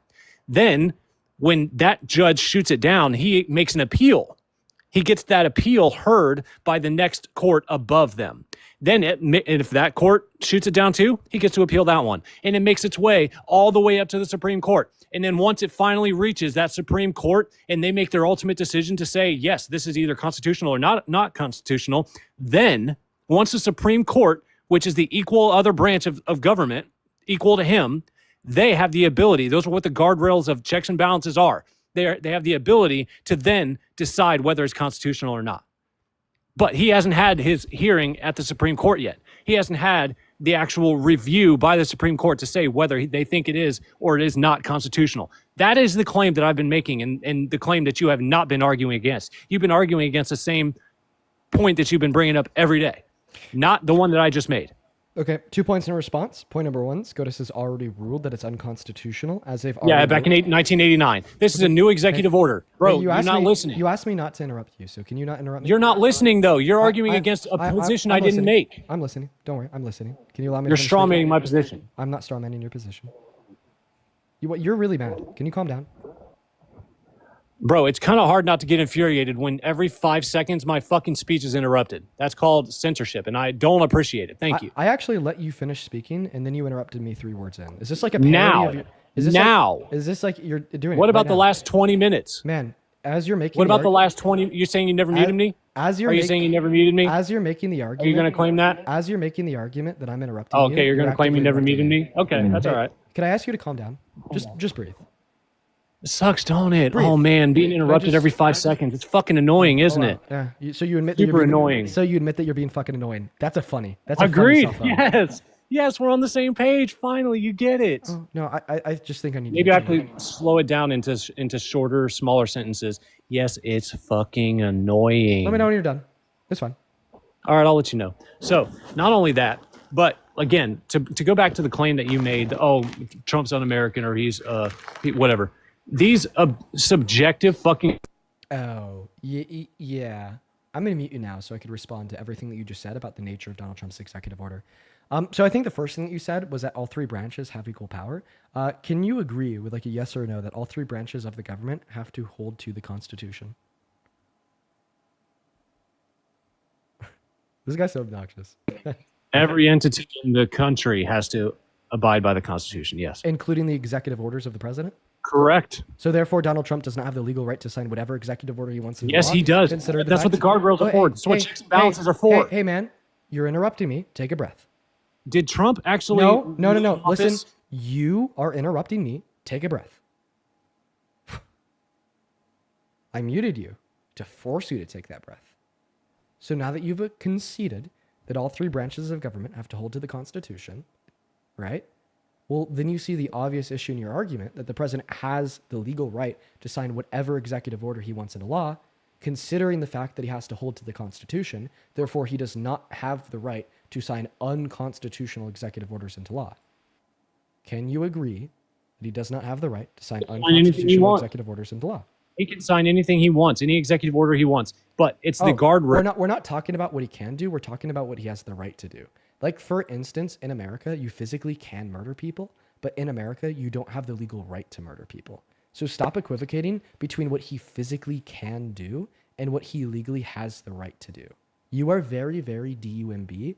I understand that I have to talk to you like you're literally a 3-year-old because you're acting like one, but I'm happy to because I'm here to educate. I'm here to make sense common, right? So now that like it has been demonstrated to you and to everybody watching that you obviously lack common sense, you're obviously highly unintelligent per your suggestion of an equivocation between what people physically can do and what people have the right to do, right? Now, obviously, you understand me when I say that the president does not have the legal right to sign unconstitutional executive orders into law, even though he physically can, the same way I could physically murder, the same way you could physically kidnap, right? Even though we could physically do those things, the same way the president can physically sign unconstitutional EOs into effect. We know that because of the ones that we've already seen from him in his second administration. That doesn't give you the legal right to kidnap. That doesn't give me the legal right to murder. And that doesn't give Trump the legal right to sign unconstitutional EOs into law. By the way, his response is going to be an obnoxious crash out. He might start talking about Andrew Wilson. He might start talking about like interruptions and mutes. He might call me a coward or a beta. Go ahead and place your bet in the chat. What type of pivot or deflection this emotional low IQ man is going to go to next? Do I get to ask a question now? Yeah, for sure. Ask any clarifying question you'd like. Oh, it doesn't have to be pertinent to what you just said. It can be a different question. Oh, so it's a pivot. We're allowed to ask other questions to narrow the scope of the debate. If it's not conceptually related to what I just said, then by definition it would be pivot. You can't deny that. Fine, call it a pivot, call it whatever you want. I don't care. First time you've been honest the whole time you've been up here. Good to know that you can't handle the heat, coward. Feel like a big man. Feel like a big old man. Well, much bigger than you intellectually. Puny arms of yours and that bitch haircut you got. Oh wow, somebody's really mad. So, you know that other executive order he said that, sent the national... I just thought I'd mute you for fun. By the way, I don't even know why you'd say I have puny arms. It's just objectively not true. like, dude, if you're going to try to make a dig, if you're going to try to make an insult, make it in some sense align with reality.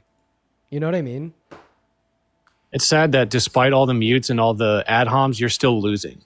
No, the only person that's losing here is you. I mean, you literally just explicitly admitted to pivoting. I said you can call it a pivot if you want. That's not what I called it. I called it I'm asking a different question. Yeah, can you track? So a different question. So a different question that's not conceptually related to what I just said would be defined as a pivot. So if you don't define that as a pivot, what then you you just said simply is not conceptually relevant to the actual conversation, then you're the one pivoting. Oh, okay. So what I said was conceptually relevant is it was in direct response and rebuttal to your claim that the president has the right to send whatever he owns into law. You're fucking lost, buddy. Dude, I literally have to put the guardrails up around the debate just to help you track because you're so unintelligent and so lost inside of this conversation. The same way when a 4-year-old goes to the bowling alley, they have to put the guardrails over the gutters. That's cope. The only cope here is what you're doing right now. I mean, the cope was responding to my intellectual rebuttal of your terrible position by saying I have puny arms and a bitch haircut. That was cope. Can we get a cope in the chat for this coping guest? You're getting destroyed right now, my friend. And I think that my level-headedness and your emotional crash outs continue to prove it. You done? I don't know. Should I be done? I could go further. Okay, great. So, just like the other executive order that he sent the National Guard into the cities to clean up the cities because these shit mayors and shit governors don't care about the safety of their citizens, he did that for the sake of the safety of the citizens of America because he actually cares about America, and he's actually cleaning up the streets because if... What I want you to respond to is my argument that I used to demonstrate that the president only has the legal right to sign EOs into law that are abiding by the Constitution. I don't want to make a new argument about the 10th Amendment and Donald Trump's conceptually relevant. If you actually listen to let me finish, you'll actually hear it's conceptually relevant. You ready? You ready for this? Well, let's skip to the end.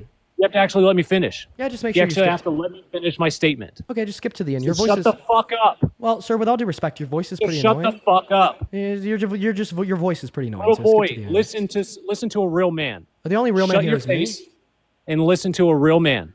Just by the way, side note: if you have to call yourself a real man, you're probably not one. You're running from the debate. No, That's you what are. you're doing. You are. I know you are, but what am I? You know how that's second grade bullshit. Yeah. You You're a engage in a lot child. of that second grade You bullshit. are a child. Wow, somebody's really mad.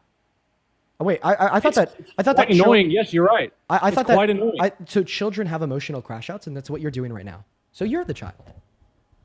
I'm not the one saying I know you are, but what am I? You are. Oh well, I'm just simply calling out your projection.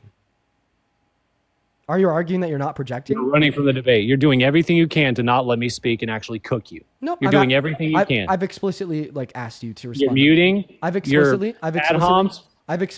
I know you are, but what am I? I've explicitly asked you to respond to my point that the president only has the legal that is ability to running. sign constitutional oaths into law. Will you stop running? I'm proving to you on your own platform that you're a fraud and you can't actually debate. Quiet. That's what's happening. Quiet, piggy. You actually can't debate, and you're being proven that you can't debate right now. Yeah, the only person that's apparently being proven to you is you and your delusional mind. No, I'm proving to 18,000 people that you can't actually debate, and all you use is bad faith, terrible tactics.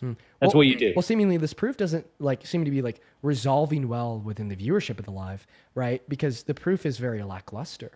Okay, right? Let me just give you let me just give you the experience of being a viewer of the live right now. Your viewership is astro.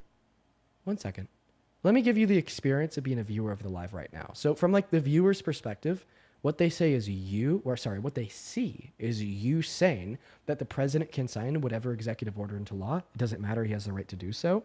And then me going, no, he only has the legal right to sign constitutionally abiding executive orders into law. Then they also see me giving evidence for that position. That evidence being the fact that all three branches of government, including the executive branch where the president serves, have to abide by the Constitution. I actually even gave you the very specific section of the Constitution that justifies said claim. That'd be Article 2, Section 1 and 2. And then they saw your response to that, saying that I have small arms, bitch hair, coward, child, weak. And what the takeaway is from that, from the perspective of being a viewer, is that you can't debate. The takeaway of that from the perspective of the viewer is that you're emotionally crashing out because your three brain cells can't make a counter argument. The takeaway of that from the perspective of the viewer is that I'm talking to a man-child. And honestly, the takeaway of the average viewer right now is probably that I should kick you and move on to somebody more serious. The takeaway of your guest is saying W guest. Oh, The yeah. takeaway are saying W guest. So you're getting cooked. So you would have those 4 people in the comment section spamming W guess if you told them that you support Trump because you like to eat your own shit. You would still have the 4 14-year-olds in the chat spamming W guess if you came up here and you said that you support Trump because you praise Adolf Hitler. You would still have the 4 people in the chat spamming W guess if you came up here and said that you support Trump because sometimes you take a blender, you put the body of a decomposed chicken in it with your piss and shit and feed it to your children. It doesn't matter what you say. It doesn't matter what argument you give, right? It is as long as you're a Trump supporter, right? The 4 14-year-olds in the chat will continue to spam W guess. So that's just simply not a reliable standard in order to demonstrate that you're true. And then also, right, to appeal to some type of popular, to appeal to some type of popular, however, in this circumstance, unpopular opinion from 4 people in the chat in order to justify that you're winning the debate is also really telling, right? Because when I explained how you were losing this debate, I was able to reference specific points I made and specific points that you made. But when you tried to justify that I was losing this debate, you referenced 4 14-year-olds in the chat.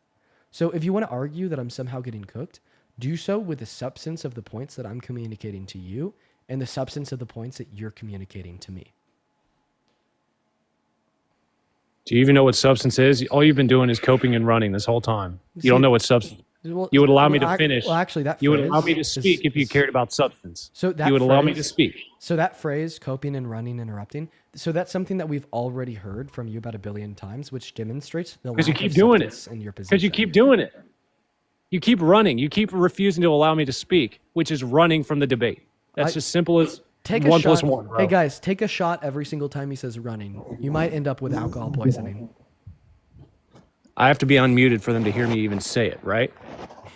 Right. Right? So you can't mute me from now on, right? You want your people to get drunk? No, you I, can't mute me anymore. I can mute you if I want. Anymore. Well, make up Hey, your mind. Can you take a breath? Can you take a breath? Do you either want to Breathe. give your guests hey, breathe. alcohol Hey, poisoning, just or real do quick. you Breathe. wanna Breathe. Let me speak. Just breathe. I need you to breathe. Seriously, take a breath. Breathe. I am Breathe. cool as a cucumber. No. Breathe. Seriously. I'm proving to you that No. you can't win on your own platform. Calm down and breathe. You're being destroyed on your own platform. Can you just take a breath? Could you please It calm must down? be pretty embarrassing. Can you breathe? Breathe. Must be pretty embarrassing. Once again, nothing's embarrassing. I've proven you wrong. Listen, so I'm just going to probably do this demonstration one last time, then remove him so we can move on to like an actual debate. But I'm going to demonstrate how I've destroyed him, and then he's not going to be able to respond. So very specifically, the way that I've destroyed you was by demonstrating that your suggestion that the president has the right to sign whatever executive order into law as false. And the way that I destroyed this position and proved that it was false was by asking you if all three branches of government have to abide by the Constitution. And to that question, one moment. Okay. Or why are you interrupting me? Let me finish my statement. You want to let me refute it or not? You want to let me? So if I'm losing embarrassingly, why did you not allow me to finish my explanation of how you're losing embarrassingly?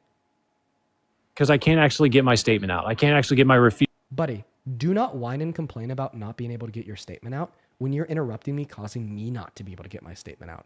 It makes you look very hypocritical. This guy's really intimidated by me. He knows that I'm smarter than him. All times. So Stephanie, thank you for the $2 over on Venmo. I appreciate you for that love. Go ahead. Here's my reputation. Martha, thank you so much for the $25 over on Venmo. Martha with the $25 says, we love your page. Oh, guys, thank you so much. Show some love to Martha down below in that chat for the 25. Go ahead. Chat, y'all need Trinity, to thank you so much for the $10 over on Venmo. Appreciate you for that love, y'all need to Trinity. find a 1 second, I'm really different thanking my chill donors. for. Lady, thank you so much for the $25 for the not for the 25 for the $250 donation over on Venmo. Holy shit, lady with the $250 donation. That is insane. Says your bitch haircut is rad. This guy's getting mad. Just 1 second. Seriously, lady, thank you so much for the $250 donation. That is insane. I really want to see 2,000 Lady W's down below in that chat for the $250 donation over on Venmo. Thank you so much for the love, lady. Yo, hey, real quick, guys, can you say W lady? Can you unmute and say W lady? Seriously, like it was insane. $250. Can you thank her? L man. Wait, you're saying that somebody with a vagina is a man? Their name is Lady. Wow. Thank you so much for the $250 over on Venmo, lady. Thank you so much. And then Kelly, thank you so much for the $25 as well on Venmo. Thank you so much for the love. Please show some love to Kelly down below in that chat for the $25. Ingna, that is INGA, with the $20 on Venmo, who says this guest is insufferable. Also, can you shout out my sister? Yes, shout out to Igna's sister. Thank you so much for the $20. Yeah, this guy's absolutely insufferable. I just don't really let it get to me anymore. And Sammy, thank you for the $25 as well on Venmo. Show some love to Sammy. Shane with the 5, Cara with the 1, Caitlin with the $6 who says, love your stream, man. Shut this crybaby up. He is shut up. He got absolutely destroyed. Kelly, thank you so much for the $10 on Venmo. Sounds like Coke to me. Zoe, thank you so much for the $25 over on Venmo, who says, hey, Dean, I love you so much. I love you too, Zoe. Thank you for the $25. MJ, thank you for the $25 as well on Venmo, who says you weren't running. He's just not answering the statement. You deserve every penny. Thank you so much for the love. Can you thank MJ for the $25? You don't deserve a dime. Oh, well, apparently, according to MJ, I deserve 25. That's one paid shill, is all that is. You're pissed, buddy. Jenna, thank you for the $20 as well over on Venmo, who says, I've learned so much from your videos. Thank you, Jenna. Stephanie, thank you so much for the $10. Show some love to Stephanie down below in that comment section. Sarah with the $10, who says, from your favorite DNC bot. Thank you so much. Sammy, once again, with the $25. Anna, thank you for the $10, who says, guest is obnoxious, very obnoxious. Jojo with the $10, who says, new guest, please. Yeah, we're going to be moving on here soon. Mark with the $25, who says, please ask the guest to breathe. Yeah, we are concerned. I think that you need to breathe.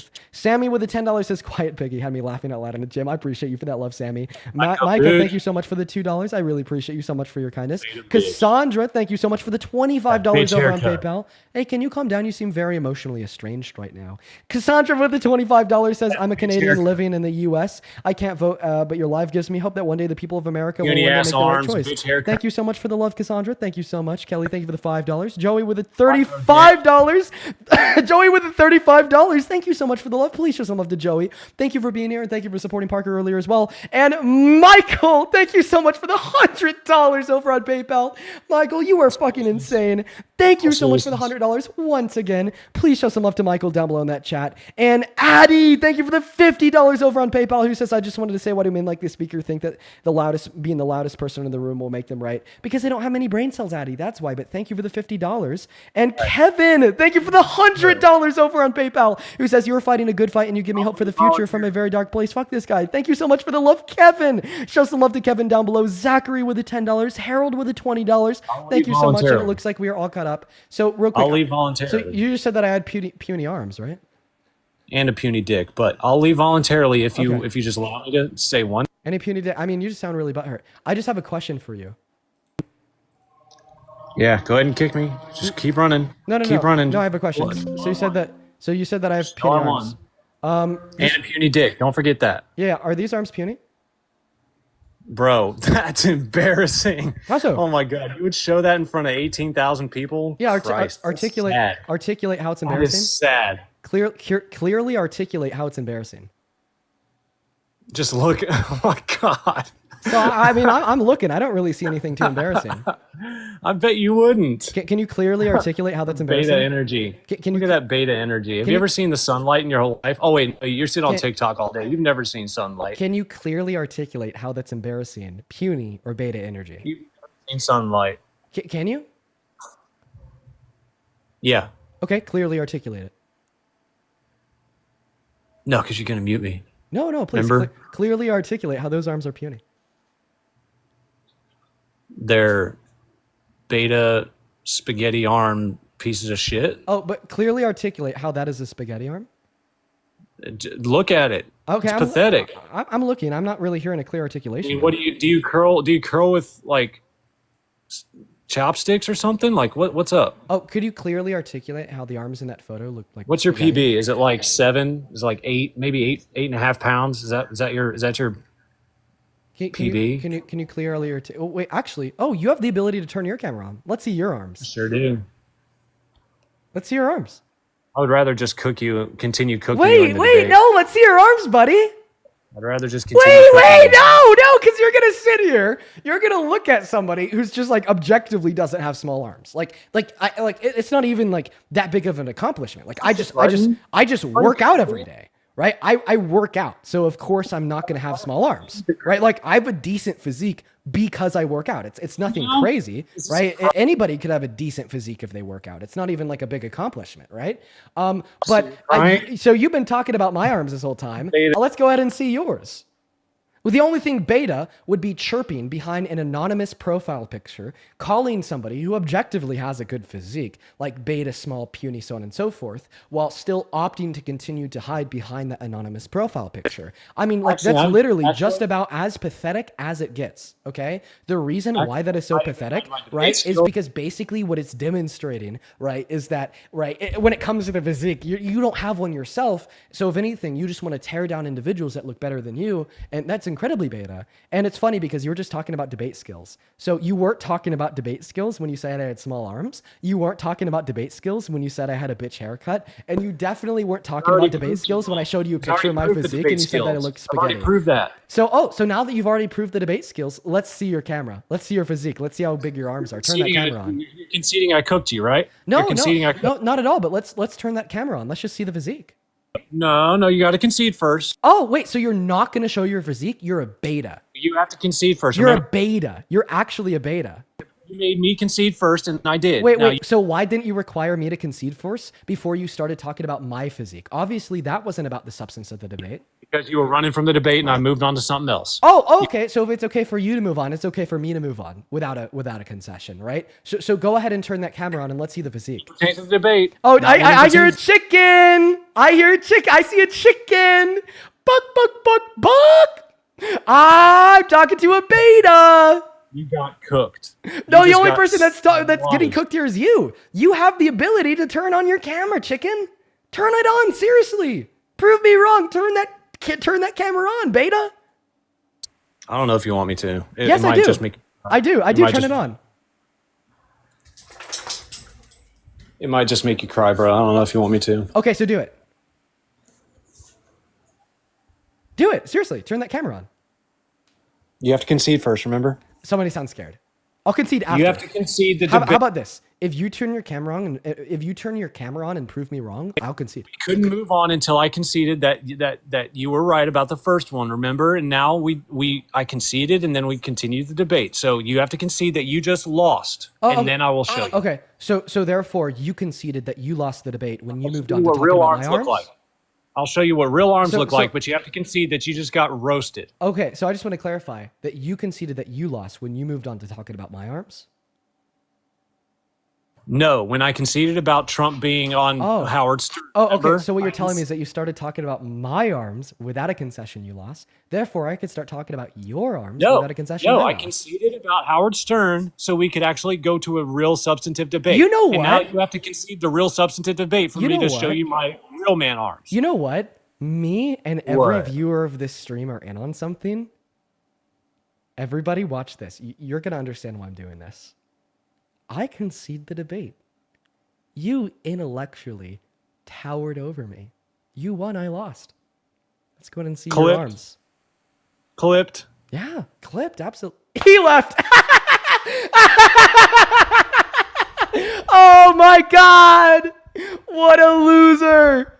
Get mogged. Oh my goodness. Dude, wow. Let's go ahead and get some chicken emojis down below in that chat. Wow, he was a tough nut to crack, folks. Okay, so we all know this, that I get some very insufferable guests to come up into this live. And after so long, the insufferable guests crack and they run away. He might have been the toughest egg to crack I've ever had on this live. But just like always, I triumphed over your beta existence by making you run away from me. That was great. I mean, literally just cinema. Absolute cinema. Dude, all right. We're going to go and get that next Trump supporter loaded up into the box right now. 10 out of 10 pure cinema. Unbelievable. Just beautiful cinema right there, folks. We're going to go to oh my God, that guy's literally not going to live the embarrassment down of what he just did for the rest of his life. What's up, Alicia? Do you support Trump? Hi.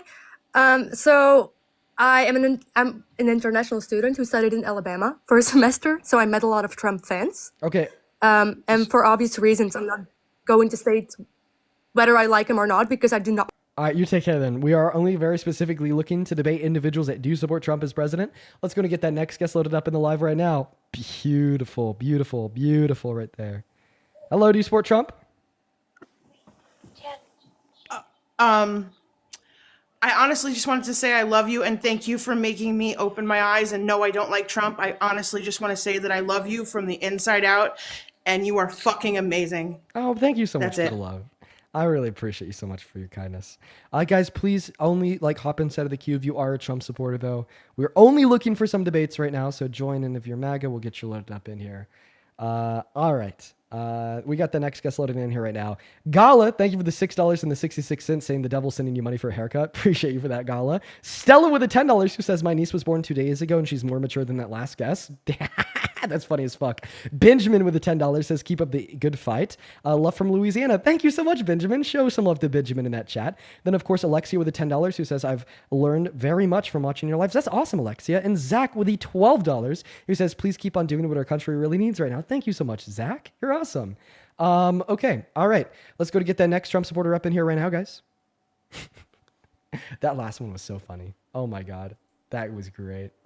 That was great. That last one was funny. Holy shit. I don't know. I don't know if we've clipped somebody like that ever before in the stream. All right. We got Greg coming up. Dude, I'm going to be laughing about that for the next hour. What's up, Grug? Oh, Grug left too, guys.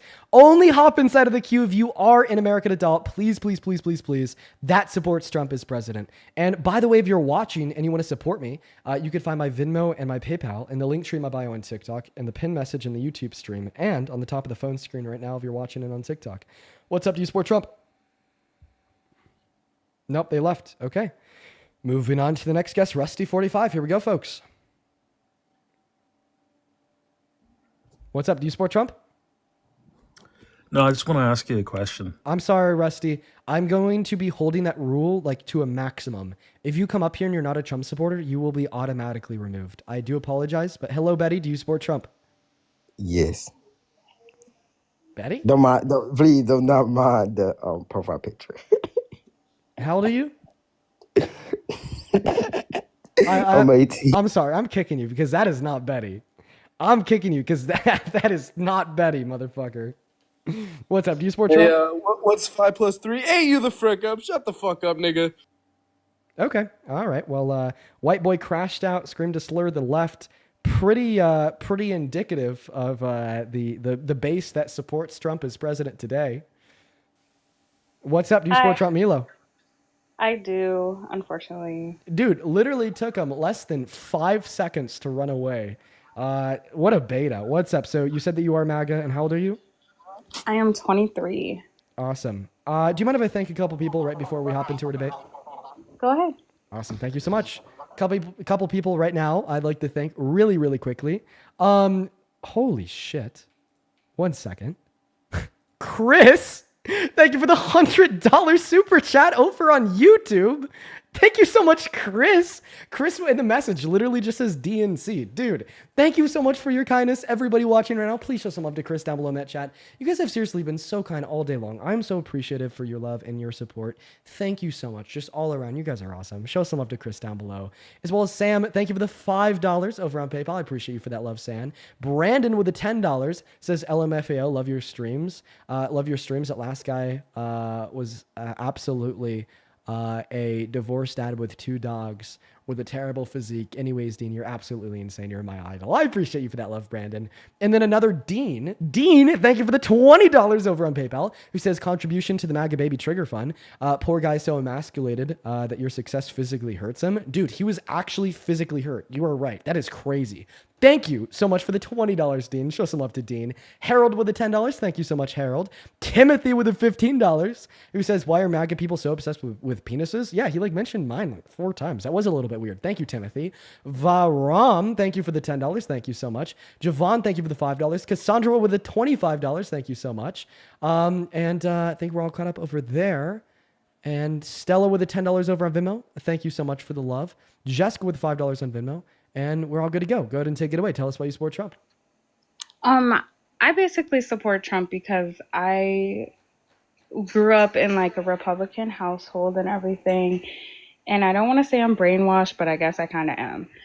I'm just now getting to the point where it's okay, I gotta stop supporting him because now it's crazy. Okay. But in regular, I just feel bad for him, and that's kind of why I voted for him. It sounds stupid, but I literally feel bad for him. It's do you know what I mean? Or you don't? Don't have sympathy for a rapist. He's a rapist? Yeah, court proved that. 2023. Stop. Do you have proof? Yeah. I'm sorry, I'm not that educated. I'll just show you one headline here, and then I'll give you more surrounding information that you could look into on your own. This is the Washington Post reporting on the outcome of the court findings. The title is Judge Clarifies, Yes, Trump was found to have raped Jean Carroll. Now, you could actually read the jury verdict form and look through the court documents yourself. If you go on Google, you type in Donald J. Trump versus E. Jean Carroll. Okay, I will do that. The other reason why I support him, I am going to be kicking you at this point in time because saying that you support Trump as president because you felt bad for him, sorry, it's just not an argument that I'm going to give too much attention to. You know, I will give it that little response, but not much more than that. We're going to move on to that next Trump supporter. Right now, we got Tommy loading up into the box. Let's see. Any update on the White House? A little nervous. I haven't spoken to him in 18 months. What's up? Do you support Trump, Tommy? But, it's bittersweet. Tommy's not here. We're going to kick Tommy out. Moving on to the next guest. We got Rusty45 loading up into the box. Let's see if there's any update from the White House. Damn, dude, the White House still hasn't signed the Epstein bill into law. That's crazy. So just to let y'all know, yesterday the Epstein Transparency Act passed the Senate and the House of Representatives. It is sitting on Trump's desk waiting to be signed into law, and he still hasn't signed it into law. Crazy shit, dude. Okay, we got Chelsea loading up in, guys. Only hop inside of that queue if you're MAGA. Hey, Shaylee. Thank you so... Sorry, I think that's Shaylee. I don't know. That is Shaela. I'm really sorry if I'm butchering your name, but Shayla. There we go. Shayla, thank you so much for the $50 over on YouTube Super Chat. Thank you so much, Shayla. I want to see 500 Shayla W's down below. Shayla with a 50 says, I've had a tough time lately. Your debates are really pulling me through this day. Oh, Shayla. Well, I'm sorry that you've had a tough time recently, but I'm also at the same time really happy to hear that the stream's helping you out. All the love in the world to you. Thank you so much, Shayla. What is going on? Do you support Trump? Nope, not even here. Okay, guys, leave the queue unless you're here to debate. Please, please, please, please, please. Hello, do you support Trump? Yes. Okay, Rusty. Why do you still support this predator president? All right. So before I start, I just want to ask you. Are you a fan of Taylor Swift? Not really. Okay. I was just gonna say that she's Her music's not for me. I just don't personally like it. That's all. perfect. People Okay, I have, just people wanted have to big see if you were reasons. consistent. People have big reasons. People have small reasons. I just don't really like her music. Not my taste. Not my style. Now, why do you support Trump? Okay. The reason why I brought it up is just so that I wanted to see if you were, going to be consistent, because she is a pedo. So, Do you have any evidence for this claim? well, she dated a 17-year-old when she was 22. Oh, okay. Well, we're here to talk about Trump. I know. I just wanted to see if you were consistent, and If you want to go make that point to like a Swiftie or something, make that point. A bunch of people in the chat are spamming no, she didn't. Others are spamming she did. Go have that conversation with somebody other than me. I spend approximately 0 seconds of my day thinking about Taylor Swift. Just tell us why you support Trump as president. no, I don't support him as president. I just wanted to make that point, just so that I wanted You to just came see up. if You just were came up here to consistent. bash I on wanted Taylor to see Swift, if you and your fans would be consistent. bro. Dude, go find. I don't care about Taylor Swift. Right? I'm sorry. I don't focus on her. I spend 0% of my time thinking about Taylor Swift. She's not my artist. I don't listen to her music. Never have. Not a fan. What's up? Do you support Trump? Yes, sir. Okay. How old are you? 19. Okay. And what year were you born in? I was born in stupid nigger, kill yourself, Dean with nigger. Okay. Well, definitely low IQ. Gonna kick you out for the obvious, spam and slurs. But that's what MAGA is. It's funny because in one breath, people on the right will be like systemic racism doesn't exist. But in the next breath, they'll tell black people to unalive themselves. So what's up? Do you support Trump? Yeah, Okay. And how old are you? I'm 18, And what year were you born in, Raymond? 2007. All right. So why do you support Trump as president? I think he's doing good for our economy. Ooh, okay. So what's your favorite Trump economic policy? Probably his import policies. I mean, When you say import policies, are you talking about his tariffs? Yeah. So that if his tariffs are good for the economy, why is he rolling them back? Well, I mean, like now he's rolling back. Well, I didn't know he was rolling back, low key, but like, Yeah, no. I mean, he dropped the 300% tariffs on China. He dropped the tariffs on every other country in the world. And now he's dropping the tariffs on coffee, on beef, so on and so forth, because they make the prices of goods go up, and he wants to make things more affordable for American consumers. they are good for our for the U.S. account deficit, though. So you're right. So they do like raise funds for the federal government. Point number one, it doesn't really matter because Donald Trump is spending more than they're raising. He signed the most expensive policy ever into law the big beautiful bill at $4.5 trillion, meaning that all of the revenue that the tariffs have raised and more has already been spent on a shitty deficit increasing policy.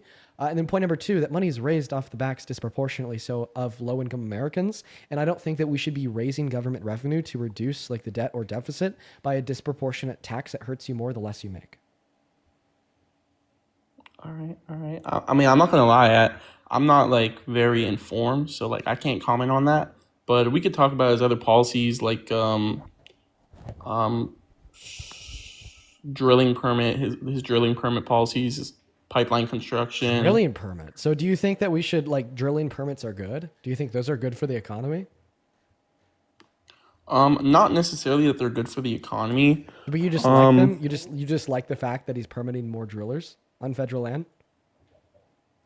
I mean, I think it's a good thing. Gas is on an all-time low. Well, then you should have been riding with Biden, my friend, because according to Politico Pro, they approved 50% more drilling permits on federal land compared to Donald Trump in his first term. And in fact, they oversaw the highest level of domestic production of oil in this country ever. Or, I mean, like, if that was true, wouldn't have gas been cheaper? If that was true, why are you questioning that it's true? You could find this publicly available online at EIA.gov. That is the energy information. Whoa, what is going on with the camera? Did my camera just break? No, it's glitching out. You're like out of focus. Yeah, dude, what the hell's going on? Yo, the camera. Okay. We're back now. The camera just broke. But anyways, you said if that's true, why is it even up for question? And why do you follow, like, very young girls? I mean, what do you mean very young girls? I'm 18. Like, I'm sorry. Some of these people look significantly under 18. Are you sure? Wait, who specifically? Who are you looking at? Yeah, multiple of them. That is not an 18-year-old. You know what I'm going to assume? I'm going to assume that you're lying about your age, Raymond. And the people that you follow are likely your same age. So I'm going to go ahead and kick you out.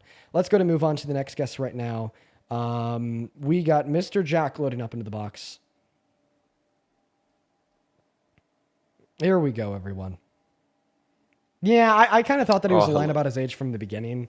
Chances are he was lying about his age, and like those people that he was following were like around the same age, which is like 15, 16 or so.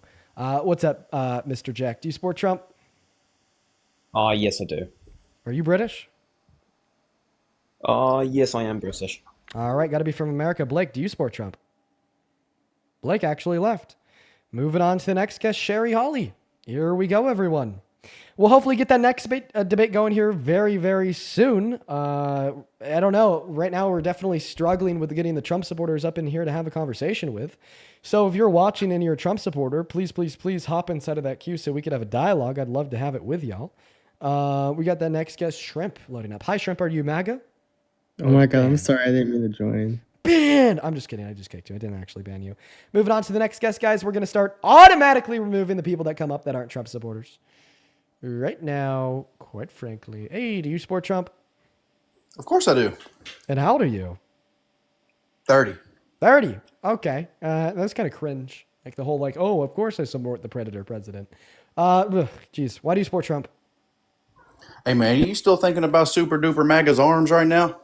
You lost that one, buddy, with that bitch-ass haircut. Oh, you think I lost that? Well, I'm going to go ahead and challenge you. Are you ready for the challenge? Yeah, and another thing is why are you kicking people out there from America, but Trump doing the same thing, but you're like, this is wrong. Before we move on to that point, let's stick on the first point. So you said I lost that last debate. My challenge to you is to name the specific point I lost on. It don't matter. It's just the fact that you lost. I actually would challenge you. I would argue that it does matter. It ain't a challenge. It's a fact. Because if you can't name the specific point that I lost on, then you're more likely than not arguing that I lost because you resent me because I'm smarter than you and on the other side of the aisles. Go ahead, check them guns out, baby. You like that? Yeah, you like that, don't you? You like that? You want to see some arms? There you go. Yeah, weak. There you go. There you go. There you go. There you go. Yeah. You like that? Now that's a motherfucking haircut right there, buddy. So. So I see that you're just as weird as the last guest. Why don't you just go ahead and tell us why you support the Predator president? No, I just support the fact that you lost. Oh, so what you're telling me is that you don't have an argument. No, I just spit facts, bro. Okay, You lost. So if you spit facts, then what are the facts in response to my claim that Donald Trump is the worst president of your life for reasons that I'm not even going to get to go over because he rage quit too? Dude, you know, I'm going to be honest with you guys. Here's what I think really pisses these people off. What really pisses these people off is that I keep a level head. That's what pisses them off. Like, the rage bait doesn't work. And it sends them over the edge. And what it causes them to do is it causes them to crash out, start showing their arms like that guy, then to run away. I just come with the facts, nothing more, nothing less. And that is something that sends them over the ledge. It pisses them off so very much. Unreal. What's up, Sherry? Do you support Trump? I do support Trump. Wow, we're getting a bunch of old heads today. All right, I apologize for calling you old, by the way. Well, I had requested to go live with you for like 2 hours, and you wouldn't bring me up, so I got on my wife's TikTok. Well, you're in here now, so why don't you go ahead and take it away? Tell us why. Actually, first, do you have like any like Bluetooth headphones connected? No, I don't. No. Okay, the mic's a little No, I bit. don't. The mic's a little bit rough, but we'll work with it. It's fine. Go ahead and tell us why you support Trump. All right. Well, immigration, tax cuts, the tariffs, tough on crime, world peace. Do I need to keep going? Nope, I could respond to all of those points. So the first point that you brought up was immigration. So immigration's a word, not a policy. If you want to name specifically what Trump's done inside of the context of immigration that you like, feel free to let me know. The second point that you brought up was tax cuts. Well, according to the Center on Budget and Policy Priorities, the purchasing power of most Americans is going down because of the big, beautiful bill. The bottom 54% of income earners are going to have less because of it. 10 million low-income Americans are going to lose Medicaid. 3 million low-income Americans are going to lose Medicare. Sorry, not Medicare, food stamps. Meanwhile, the purchasing power is only going to increase for the upper 46% of income earners, disproportionately so the more you make. The third point that you brought up was tough on crime. That point's just a non-starter. He's not tough on crime. He allows it. He gave full and complete presidential pardons to the 172 people convicted of violently assaulting police officers on the steps of our Capitol at January 6th, alongside everybody else that tried to coup our government and insurrect our Capitol. Not to mention that he himself is a 34-count felon. He himself is an adjudicated rapist. He himself has boasted about sexual exploitation. He himself was held civilly liable for lying about the property, the value of his properties and estates in New York. He himself had intentionally classified concealed classified documents from the White House at his property in Mar-a-Lago following the termination of his first term. And he himself launched the largest attack on the American democracy with the use of his fake electors scheme to try to steal and rig the election from Biden in 2020. And he himself has infringed on the Constitution 4 times in the last 10 months. And he himself, one last point here, I just keep on thinking of more, continues to pardon criminals. He pardoned the CEO of one crypto company that was criminally convicted for the allowance of money laundering on his platform. He pardoned various multimillionaires that were convicted and thrown in jail for tax evasion. He's pardoned people, once again, involved in crypto scams that led them to jail. So I just don't really think that your point here stands up. All right. Well, we'll get back to the pardons, but first, let me ask you: is Trump guilty of rape? Yes. No. Wrong. Oh. Okay. Google it. Oh, Google it. Is Trump guilty of rape? So should we look at the jury verdict form? Go ahead. Okay. I'll show you the jury verdict form. I'll let you make your case for why you think he's not guilty of rape, and then I'll explain to you how you're wrong. Okay? Sure. Let's go. Okay. Here's the jury verdict form. Make your case. Trump was found liable for sexual assault. He was not found guilty of rape. There is a distinction, correct? Actually, no, because I think that matter. I think right? that Words matter. I think that liability is guilt. So I think when a civil court determines that somebody doesn't matter. Well, what I think does matter, because you're debating me. No, it doesn't matter because you're saying that he's guilty of rape. He was not found. Yeah, because when I say he's guilty of rape, when I use the word guilt. Okay, can you let me speak? Sure. Go So ahead. when I say guilty, I just mean that he did it. Okay, when I say guilty, I'm saying that we have enough evidence to prove that he did this thing he was accused of. I think that's the way that we use the word guilty. All right. So when I say that Donald Trump is guilty of the rape of E. Jean Carroll, I'm saying we have more than enough evidence to prove that he raped E. Jean Carroll via the fact that 9 unanimous jurors inside of the civil court agreed on it, and the evidence actually submitted inside of that trial, and the surrounding facts of his character. Right? So when we take this ruling from the civil court and we throw the inconsistencies and lies in his own testimony on top of it, like he testified to the fact that he never met E. Jean Carroll. E. Jean Carroll responded with a picture of them together. He testified to the fact that he never do anything to E. Jean Carroll because she's not his type, then confused a picture of his ex-wife who was his type as to be E. Jean Carroll. And we consider his other character facts, like saying that he'd be dating a 10-year-old girl in 10 years. That's something that a rapist would say. Calling a woman piggy, saying quiet piggy to a female reporter. That's actually something a rapist would do to a woman. Or being best buddies with Epstein, sending him pictures of the naked bodies of letters with the depictions of the naked body of a little girl with a statement, "May every new day be another wonderful secret," on top, right, of the follow-up fact that Epstein said he knew exactly what he was doing with those little girls. That's something a rapist would do. Boasting about the sexual exploitation of the women and girls at Miss Teen USA, Miss USA. That's also something a rapist would do. I mean, I think that we come to the conclusion that yes, he is guilty of rape. I disagree. So, what is the evidence that got Trump held liable for sexual assault? Provide the evidence. Signed. Do you typically accept the outcomes of court proceedings? No, not typically. I go by the evidence. Oh, so wait, provide the guys, wait one second. I'm actually gonna have to interrupt this debate. We'll be able to continue it here in a couple minutes. Just massive update. The bill was signed. President Trump has announced that he has signed the bill that directs the Department of Justice to publicly release all of the Jeffrey Epstein related files. And I am going to go ahead and post a video about this right now on TikTok. It is actually something that I pre-recorded before I went live because I knew that it was pretty likely that this would happen while I was live. That is already up on TikTok. It's probably going to take a second to undergo review. We're also going to go ahead and send this up on Instagram too right now. Share. We're going to go ahead and read from CNN's Samantha Waldenberg, who says President Trump announced on Truth Social Wednesday night that he has signed the bill that directs the DOJ to publicly release all the Jeffrey Epstein-related files. This bill, formerly titled the Epstein Files Transparency Act, was passed by the House on Tuesday with a vote of 427 to 1. The Senate then agreed through the unanimous consent to deem the bill passed as soon as it was received from the House, which happened Wednesday morning.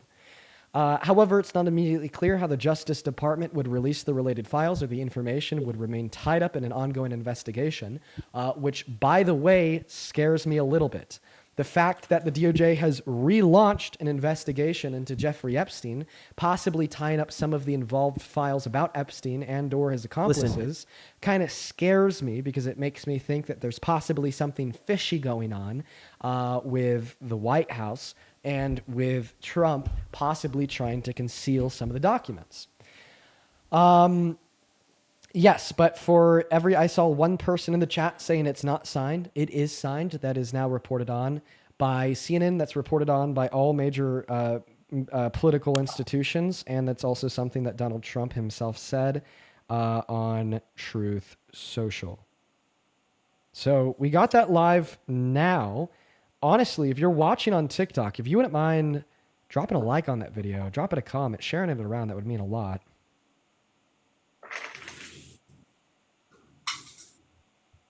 That's good news. Yeah, give me 1 second here, sir. I do apologize. I need to share this out to all the right places right now. Get the word out, just beyond the immediate people that may be watching the stream. Here we go. It's still sharing over to Instagram right now. But yes, this is good news. This is a step in the right direction. This is a step in the right direction. There we go. It is shared to the story. Let me see if it is shared over on TikTok. I apologize for interrupting this debate like I already said. I just need to make sure to get the word out literally everywhere. Breaking. Trump has signed bill to force the release of the Epstein files after arguing they shouldn't be released for months. Here we go.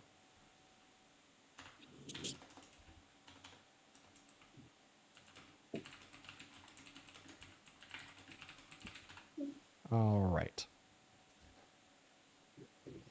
All right, if you'd like to go ahead and take it away and give an argument why you support Trump, I think I'm at a point where I could effectively multitask. All right. Well, since you gave the live update on the Epstein files, can we have an honest debate about these Epstein files? Yeah, for sure. What do you want to talk about? Well, wouldn't it suggest that if there was credible evidence to charge people with crimes of trafficking, which I want to say up front, I despise what Jeffrey Epstein did. I despise people that take advantage of children. I despise people that take advantage of women. I despise people that take advantage of young men. I despise all of that. Anything that happens to someone without their consent is wrong. Okay. And these people should be buried under the prison. That's how I feel about it. I feel that the consequences for these crimes aren't serious enough, and that they need to be more serious in order to deter this type of behavior. That's my stance. I don't believe you. You don't believe me? I don't believe that you think that there should be serious punishment for sexual violence, considering the fact that you made an admitted sexual predator president. And I'm not even talking about the civil court that determined he raped E. Jean Carroll. I'm talking about when he admitted to and boasted about the sexual exploitation of naked women and naked underage teen girls at Miss Teen USA and Miss USA in 2005. If you truly believed individuals responsible for sexual violence, if you truly believe that predators and sexual exploiters deserve grave punishment, then you never would have made one president. But maybe you didn't know about this. If you want more information about his admittance to sexual exploitation, if you want me to give you more valuable input about what he did and what he said he did and what the victim said he did to them, feel free to ask and I can fill you in. No, I know all about it, but do you still support Harry Sisson? Oh my God. I will happily answer to your question about Harry Sisson. If you could respond to what I just brought up about Trump, I find the pivot pathetic. Matter of fact, I find you pathetic for suggesting that there should be harsh punishment for the perpetuators of sexual violence. And then as soon as I prove to you that Donald Trump has boasted about committing sexual violence, the first thing that comes to your head is not what should we do to Trump. The first thing that comes to your head is not how do I stop supporting him. The first thing that comes to your head is where do we go from here. But rather the first thing that comes to your head is Harry fucking Sisson. Get real. So now we know that was just like a total lie, a total mirage when you suggested that you actually care about sexual violence. So incredibly telling. How about William Thomas? How about you respond to the fact that I told you that Donald Trump has boasted about committing sexual exploitation? Okay, so let's get my opinion out on pageants, especially teen pageants or child pageants. That is sexual exploitation in its nature. Oh, so not only did Donald Trump explicitly sexually exploit these women and girls by barging into their dressing rooms unconsensually to look at their naked bodies, but he also sexually exploited them by funding, owning, and operating the beauty pageant in which you think is inherently exploitative. Was he given consent? Point number one, minors can't consent. Thought you as an advocate against sexual violence should That's know right. this. And point number two, the women that he did this to at Miss Teen USA didn't consent. Minors can't consent, so who consented? Right. Nobody. It was unconsensual, which is what makes it sexual exploitation. Parents signed a waiver. Have you ever been in a pageant, Dean? Oh my Have you God. ever- Oh my God. So first and foremost, the waivers that the parents did sign were giving consent for the child to compete in the beauty pageant, not giving consent for the 65-year-old owner, Trump, of that beauty pageant to unconsensually barge backstage into their dressing rooms to look at them while they're naked. And point number two, the parents cannot consent for their child to be viewed naked by an adult. Under ordinary circumstances, that cannot occur. No, it can't occur.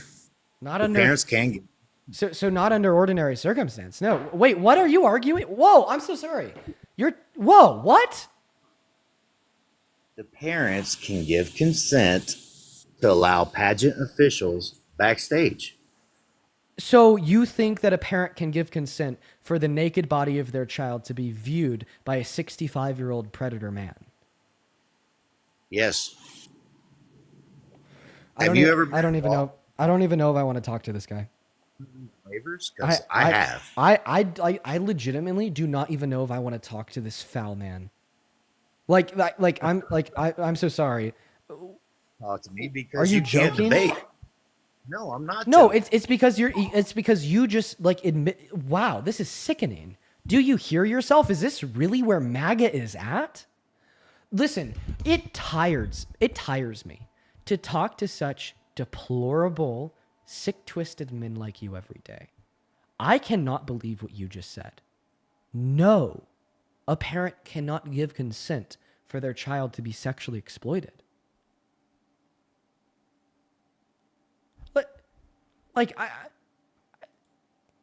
Come on.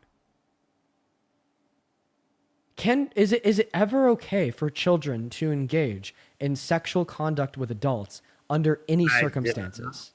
Did I not just prove that the pageant itself? Can you answer my question? Is it ever okay for children to engage in sexual conduct with adults under any circumstances in any context? No, not okay. So because it's never okay for children to engage in sexual conduct with adults under any circumstances in any context, then it is never okay for an old man to look at the naked bodies of these children and walk away with sexual gratification, regardless if the parent quote unquote consents or not.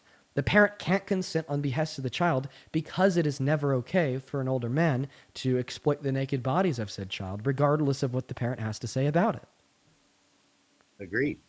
Okay, so then when you said that an adult can consent for Trump to exploit the naked body of their child, right, you admit that that was predator logic. No, I don't admit it as predator logic. What I'm trying to tell you, brother, are you a rapist?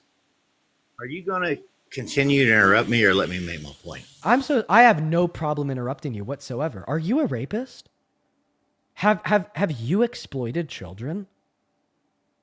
Like just this bold-faced admission, right, makes me think that you've exploited children. You exploited children? I know. I think you have, not me. Come on, you're just you're just literally saying that you think parents can allow for their child to be exploited. The exploitation of children, which why I don't support any pageant, teen pageant. But you child. you just said that parents have the right to consent for their child to be sexually exploited by older adults. You consent to allow pageant officials backstage. That's what I'm telling Listen, no, under no scenarios whatsoever can an adult consent to their child being viewed naked by like an older person such as that for the furtherance of sexual gratification. Under no consent. No, they can't do that.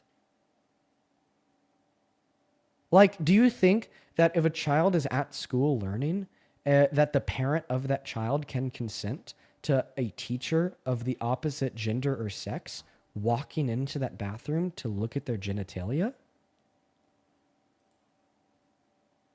No. Why do I keep getting muted? Are you doing that or is that? Yeah, I am. Why are you muting me? Because I want to make my point clear, and I don't really like want to hear you say that sexual exploitation of kids is okay anymore. Like it hurts to hear. So of course I'm going to cut that off.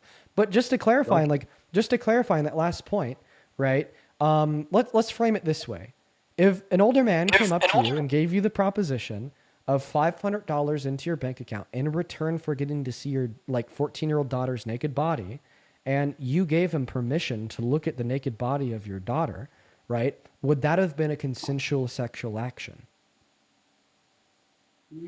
No. Okay.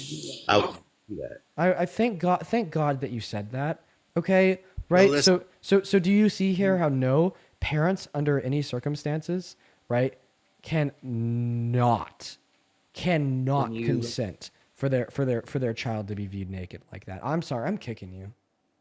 I'm sorry, I'm just not doing that again, guys.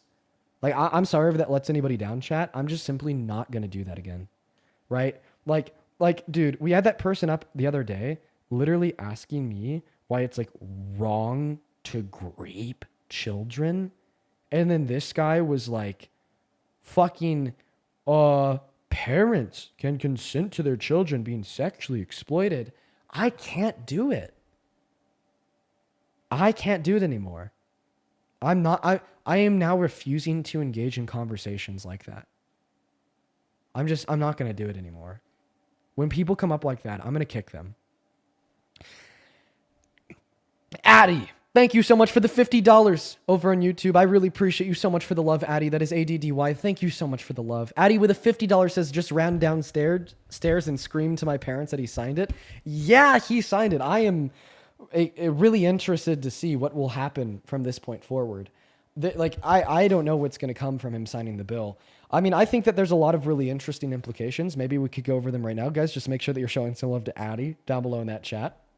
So one very interesting implication is that the DOJ has announced that they're relaunching an investigation into Jeffrey Epstein because they think they found new evidence. Point number one, Epstein's dead. And point number two, this is an awfully interesting time to launch this investigation. I think that it is a cover-up, right? Because per the language of this bill, right, they cannot redact any information surrounding a public official with the threat of reputational damage, career damage whatsoever. But also, per the language of this bill, they can redact information that would compromise an ongoing investigation from the DOJ. So in other words, Pam Bondi said that she is going to release these documents. She has, 30 days to get it done. And Pam Bondi, like Donald Trump's puppet, has 30 days to redact any information in the files that could compromise this new ongoing investigation into Jeffrey Epstein and his accomplices, right? And by the way, she's also the one driving that investigation. So she gets to decide what the nature of this new investigation is. Therefore, she gets to decide what information would be relevant inside of the files to redact insofar as not compromising the investigation. So Pam Bondi, in other words, completely has the legal ability to redact information in the files surrounding Donald Trump, given that she just labels them as compromising to this new ongoing investigation. Now, of course, we are going to have to wait to see how this plays out. We're going to have to wait to see where this goes. But I definitely would keep that in mind. But seriously, Addie, thank you for the 20 euros. That is incredibly kind of you. As well as Gizmojo, thank you so much for the 20 euros as well over a super chat. Thank you so much, Gizmojo. And then Neo, thank you for the 10. You guys are awesome. There's also a couple people over on Venmo and PayPal that I would like to thank here, folks. Over on Venmo, Inga, thank you for the $5, who says, thank you for defending women. You have restored so much help in me towards men of this generation. Please keep up the good fight, Dean. Also, my name is pronounced Inga. Okay, there it goes. Inga, thank you so much for telling me how to pronounce her name. And thank you for the $5. As well as Kelly, thank you for the $5 as well. Pot with the $6.66. Thank you so much, Pot. Ethan with the $10, who says, first gift, but I'm a daily watcher. That's awesome. Thank you so much for the love, Pot. Thank you so much. Benjamin with the $5. Saturn with the $2. Kate with the $10. And Lori Thank you so much for the $100 over on Venmo. Lori, thank you so much for your kindness. I want to see 1,000 Lori W's down below in that chat for the 100 big ones. Lori with $100 says, hello, Dean. I'm a high school teacher in the Bubba state of Texas. I appreciate your live stream to defend our democratic views. Keep schooling the Republicans who have double standards. You're speaking for me. We get fired for expressing political views unless they're Republican ones, like putting the Bible back in school, telling children that it's wrong to be trans or impossible to be gay, unnatural, sorry, right? But definitely fired for the Democratic ones in the great state of Texas. She then goes on to say, keep up the great work, Miss Lori G. Well, Miss Lori G, thank you so much for the $100. You're an absolute blessing, and thank you for the love. And then Paige, thank you for the $10 as well over on PayPal. You are awesome. Over on PayPal, Maggie, thank you so much for the $50. Let's get 500 Maggie W's down below in that chat. Maggie says, thank you for all the work that you do, especially the advocacy for basic rights, equality, and protection of women and children. Thank you for kicking that heinous guess. P.S. I'm the Maggie who helped you remove the live stream ban on your TikTok last night. Keep it up. Dude, Maggie.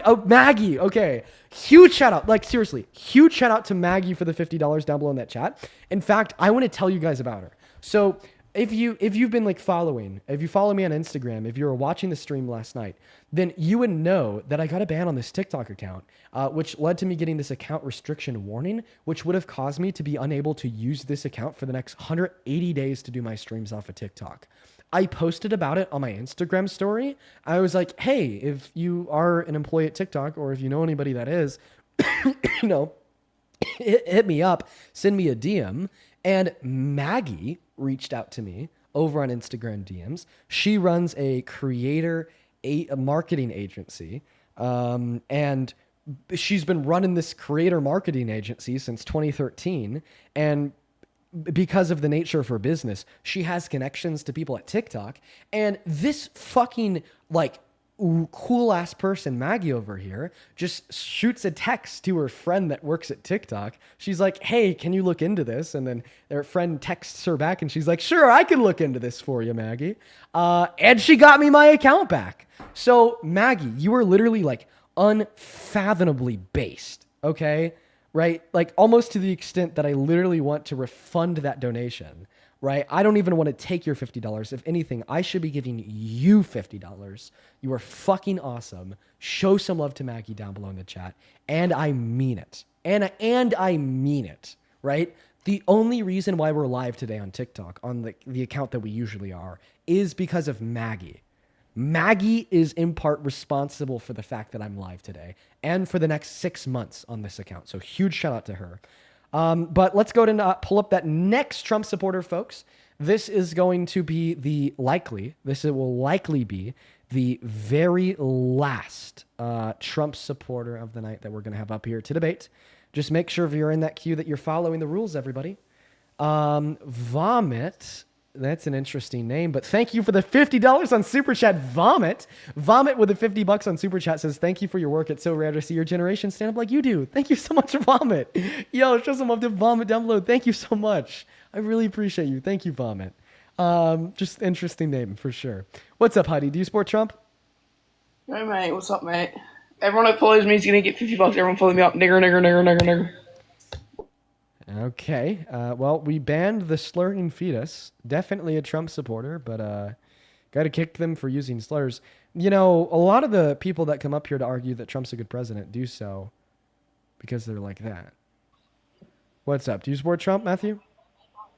Yes, I do. How old are you? I am 20 years old. Okay. What year were you born in? 2005. So why do you support Trump? Whoa. Wait. Oh, yeah, that would work out. So why are you MAGA? So, I used to be Democrat. My family was pretty big, Democratic-wise. But honestly, I would say, there was a big view of Biden's presidency. Like, the Democrats before that, they were pretty good. They stood on what they were doing. But the Biden administration, really killed the money flow in the United States. Dude, how so? What bad economic policy did Biden pass? So explain to me why we sent billions of taxpayer dollars to Ukraine in the war. And Well, we had hey, did you know that out of all single year lump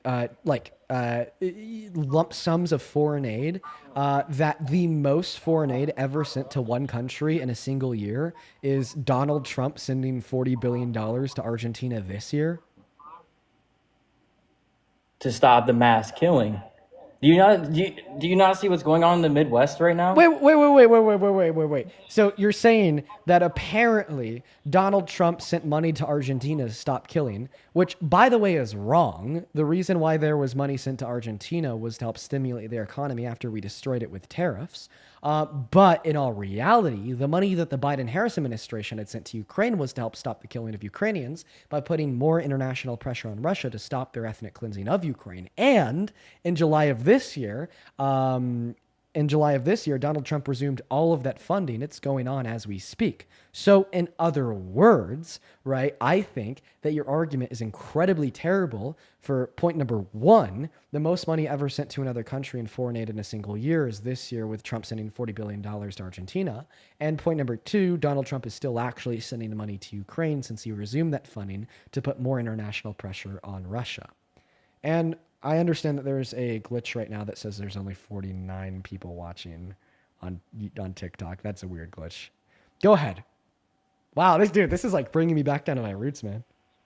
Why'd you mute me? I wasn't even saying anything. My house is extremely quiet. Yeah, sometimes I mute people. Kind of person that hurts. So sometimes I mute people when I'm talking just out of habit. I'm sorry. But do you want to respond to the points that I made? I sure do.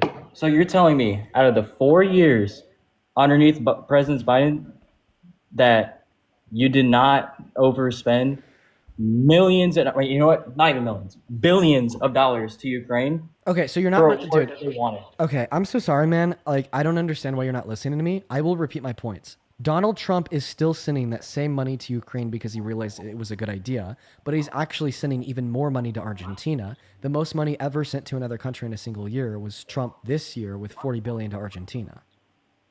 All right. So let me respond to the Ukraine situation, what you just told me. Why did he resume it? Because it was a good plan that worked to put more international pressure on Russia. No. So do you understand what would happen if they cut off the federal funding to Ukraine? It would just put less international pressure on Russia, making it less likely that they would be willing to accept a ceasefire or peace agreement with Ukraine. 4,000 people are dying a day in that war.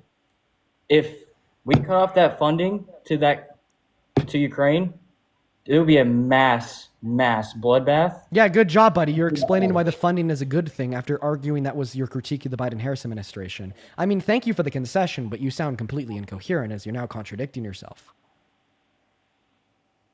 So you know why he continued that? Because it made the material conditions in Ukraine better, as you just suggested. That's one of the reasons. So in other words, what you're saying is that the Biden-Harris administration did something good when they sent funding to Ukraine because it prevented the unnecessary deaths of many individuals, according to your own logic. So there's a big difference between those two. Biden sent that money to spark a war. Just like if Biden sent the money to spark a war, then why did he only start sending the money after the war started, silly goose? Because he would wipe out the entire country. Wait. So it obviously the money wouldn't be sparking the war if the money only started flowing after the war started. That war would have never started if Biden didn't offer the money for him. If he was a great president, Matthew, how old are you? 20. I don't believe you. Are you underage? No. Do I need to pull out my ID and show you? So you just said that war wouldn't have even started if Biden didn't start sending them money, right? Yes, he should have been the great big president, like you explained. Listen. And contradicted between the two. Listen to what I'm about to say. The war only started. The money only started to go to Ukraine after Russia invaded it and the war started. Biden sending Ukraine money couldn't possibly have started the war since the war started before he sent them money. Is that your argument? Yes! Dude, this is like saying that a car crash I got into a week after my girlfriend broke up with me caused my girlfriend to break up with me. So my first meal, once I got done with a week's worth of food poisoning, is what gave me the food poisoning. Sorry, I got something going on in the background. Sorry, what was that? Dude, skiing for 3 days in Vail is what gave me frostbite, even though I had the frostbite 3 years before I went skiing in Vail. Sir, are you high? Like genuinely, are you high? That like little weed pen, like you're like trying to sneak with your 2 hands, it's just not working. No, out. I actually don't There's, smoke. there's clearly more ways to hide. I actually don't smoke weed. I don't smoke weed. But your anxiety pen, right? You call that an anxiety pen. What's inside of anxiety pen? Lavender and chamomile. Lavender. Okay. You're a silly goober. That's bro. Are you telling me that you are you telling me that you didn't comprehend a single thing I just said? Son, your eyes are like, open them up a little bit more. I wouldn't doubt it if my eyes were a little bit. one. I wouldn't doubt it if my eyes were a little bit bloodshot because I've had these 2 lights peering at me all day. It's actually like fun fact about my studio. The lights that are off frame right now are like very bright and actually give me a headache and make me so lightheaded for the totality of these streams. But anyway, stop pivoting. Like, just shut the fuck up and respond to the counter argument that I gave you to your position. You argue that the money that Biden sent to Ukraine started Russia's invasion of Ukraine, even though he only started to send that money after Russia invaded Ukraine. This is just, quite frankly, illogical. And it's understandable why it is illogical. I gave you a handful of analogies to demonstrate that it's illogical. Saying that Biden sending money to Ukraine started Russia's invasion, even though he only started the money after the invasion started, is like saying this car crash I got into is what caused my girlfriend to break up with me, even though I got into the car crash a week after she broke up with me. So my question is, like, I'm going back to what you just said. I don't want to question. I just want a response to what I said. It's giving you headaches. Like, I don't want to question. I want a response to what I just said. What I'm saying is really easy. I want a response to what I said. Actually. I did. That was my response. Yes. Then why do you have 2 lights looking at you? What's that? If they give you headaches. What did you say? I said, why do you have 2 big bright lights shining at your face if you completely complain about it? Stop talking about the bright lights and respond to the argument. And it's because when I turn the lights off, no one can see me. You complained about it, bro. Like, what? Dude, I wasn't even complaining. I just brought up that, like, if my eyes are bloodshot, that's maybe a reason why. But, dude, can you respond to the argument or not? Like, I'm just going to be blunt with you, Matthew. You're embarrassing yourself because you literally can't respond to the argument. Either respond to the argument. Like, this isn't even a debate. I feel like I'm educating a fucking toddler right now, dude. Like, this isn't even a debate. I think that's the opposite way. So- you know, there's many ways you can put a light fixture up. You know what I mean? So I'm going to have you respond to the argument or I'm going to kick you. You have exactly 15 seconds. Are we still going to talk about the lights or your weed pen that you're hitting? Now we're going to talk about my obvious counter argument to your terrible position. I want an argument first. I'm actually a guest on this live, so you know, like, the respect on guests. Okay, you know that, thank right? you so much for the baby dragon. Okay, you have 10 more seconds. I have 10 more seconds. 10, 9, 8, 7, 6, 5, 4, 3, 2, 1. Good boy. All right. Yo, real quick, over on YouTube, thank you so much for another $50, Vomit. I appreciate you so much for the love. Vomit with a $50 says, my username makes sense in a very special niche corner of the internet. I don't want to kill any of your brain cells telling you which. It is, but too later for me, but I give you the next generation hope. Well, I appreciate you so much for the love, Vomit. Show some even more love to Vomit for another $50. Thank you. Thank you so much for your kindness. And then Erica, thank you for the $5 over on Venmo. Timothy with a 15 and Kaylee with a 5. Thank you guys so much.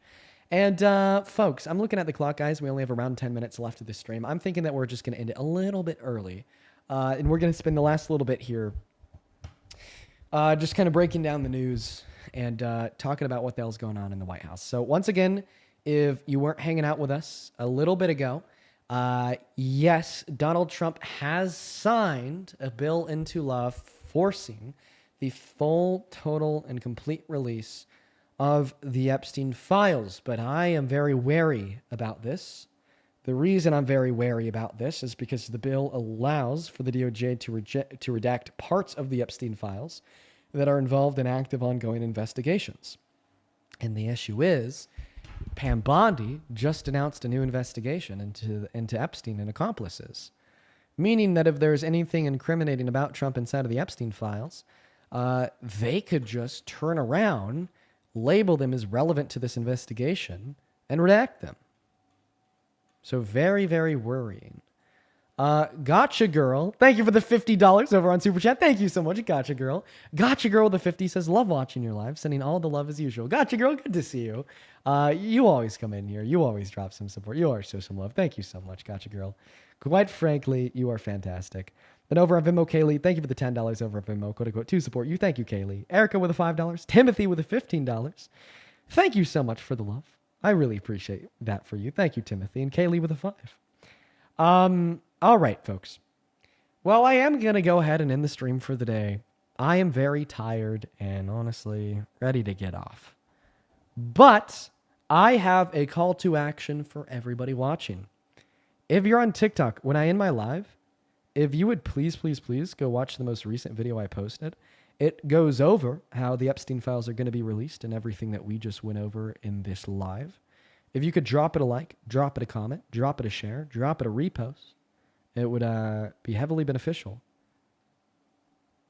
to the performance of the video. Same thing with the identical post over on Instagram. But I'm going to go and hop off at this point. I love you guys so much, and I'll see you tomorrow as per usual. And you know that I will keep you guys up to date with what is going on with the Epstein files and when we finally see them, which will be within the next month. Peace and love, guys. Bye-bye. Oh, over on YouTube, it's going to take me an additional second here. I clicked the wrong button once again to end it. Oh, there it is. Okay. Bye, guys.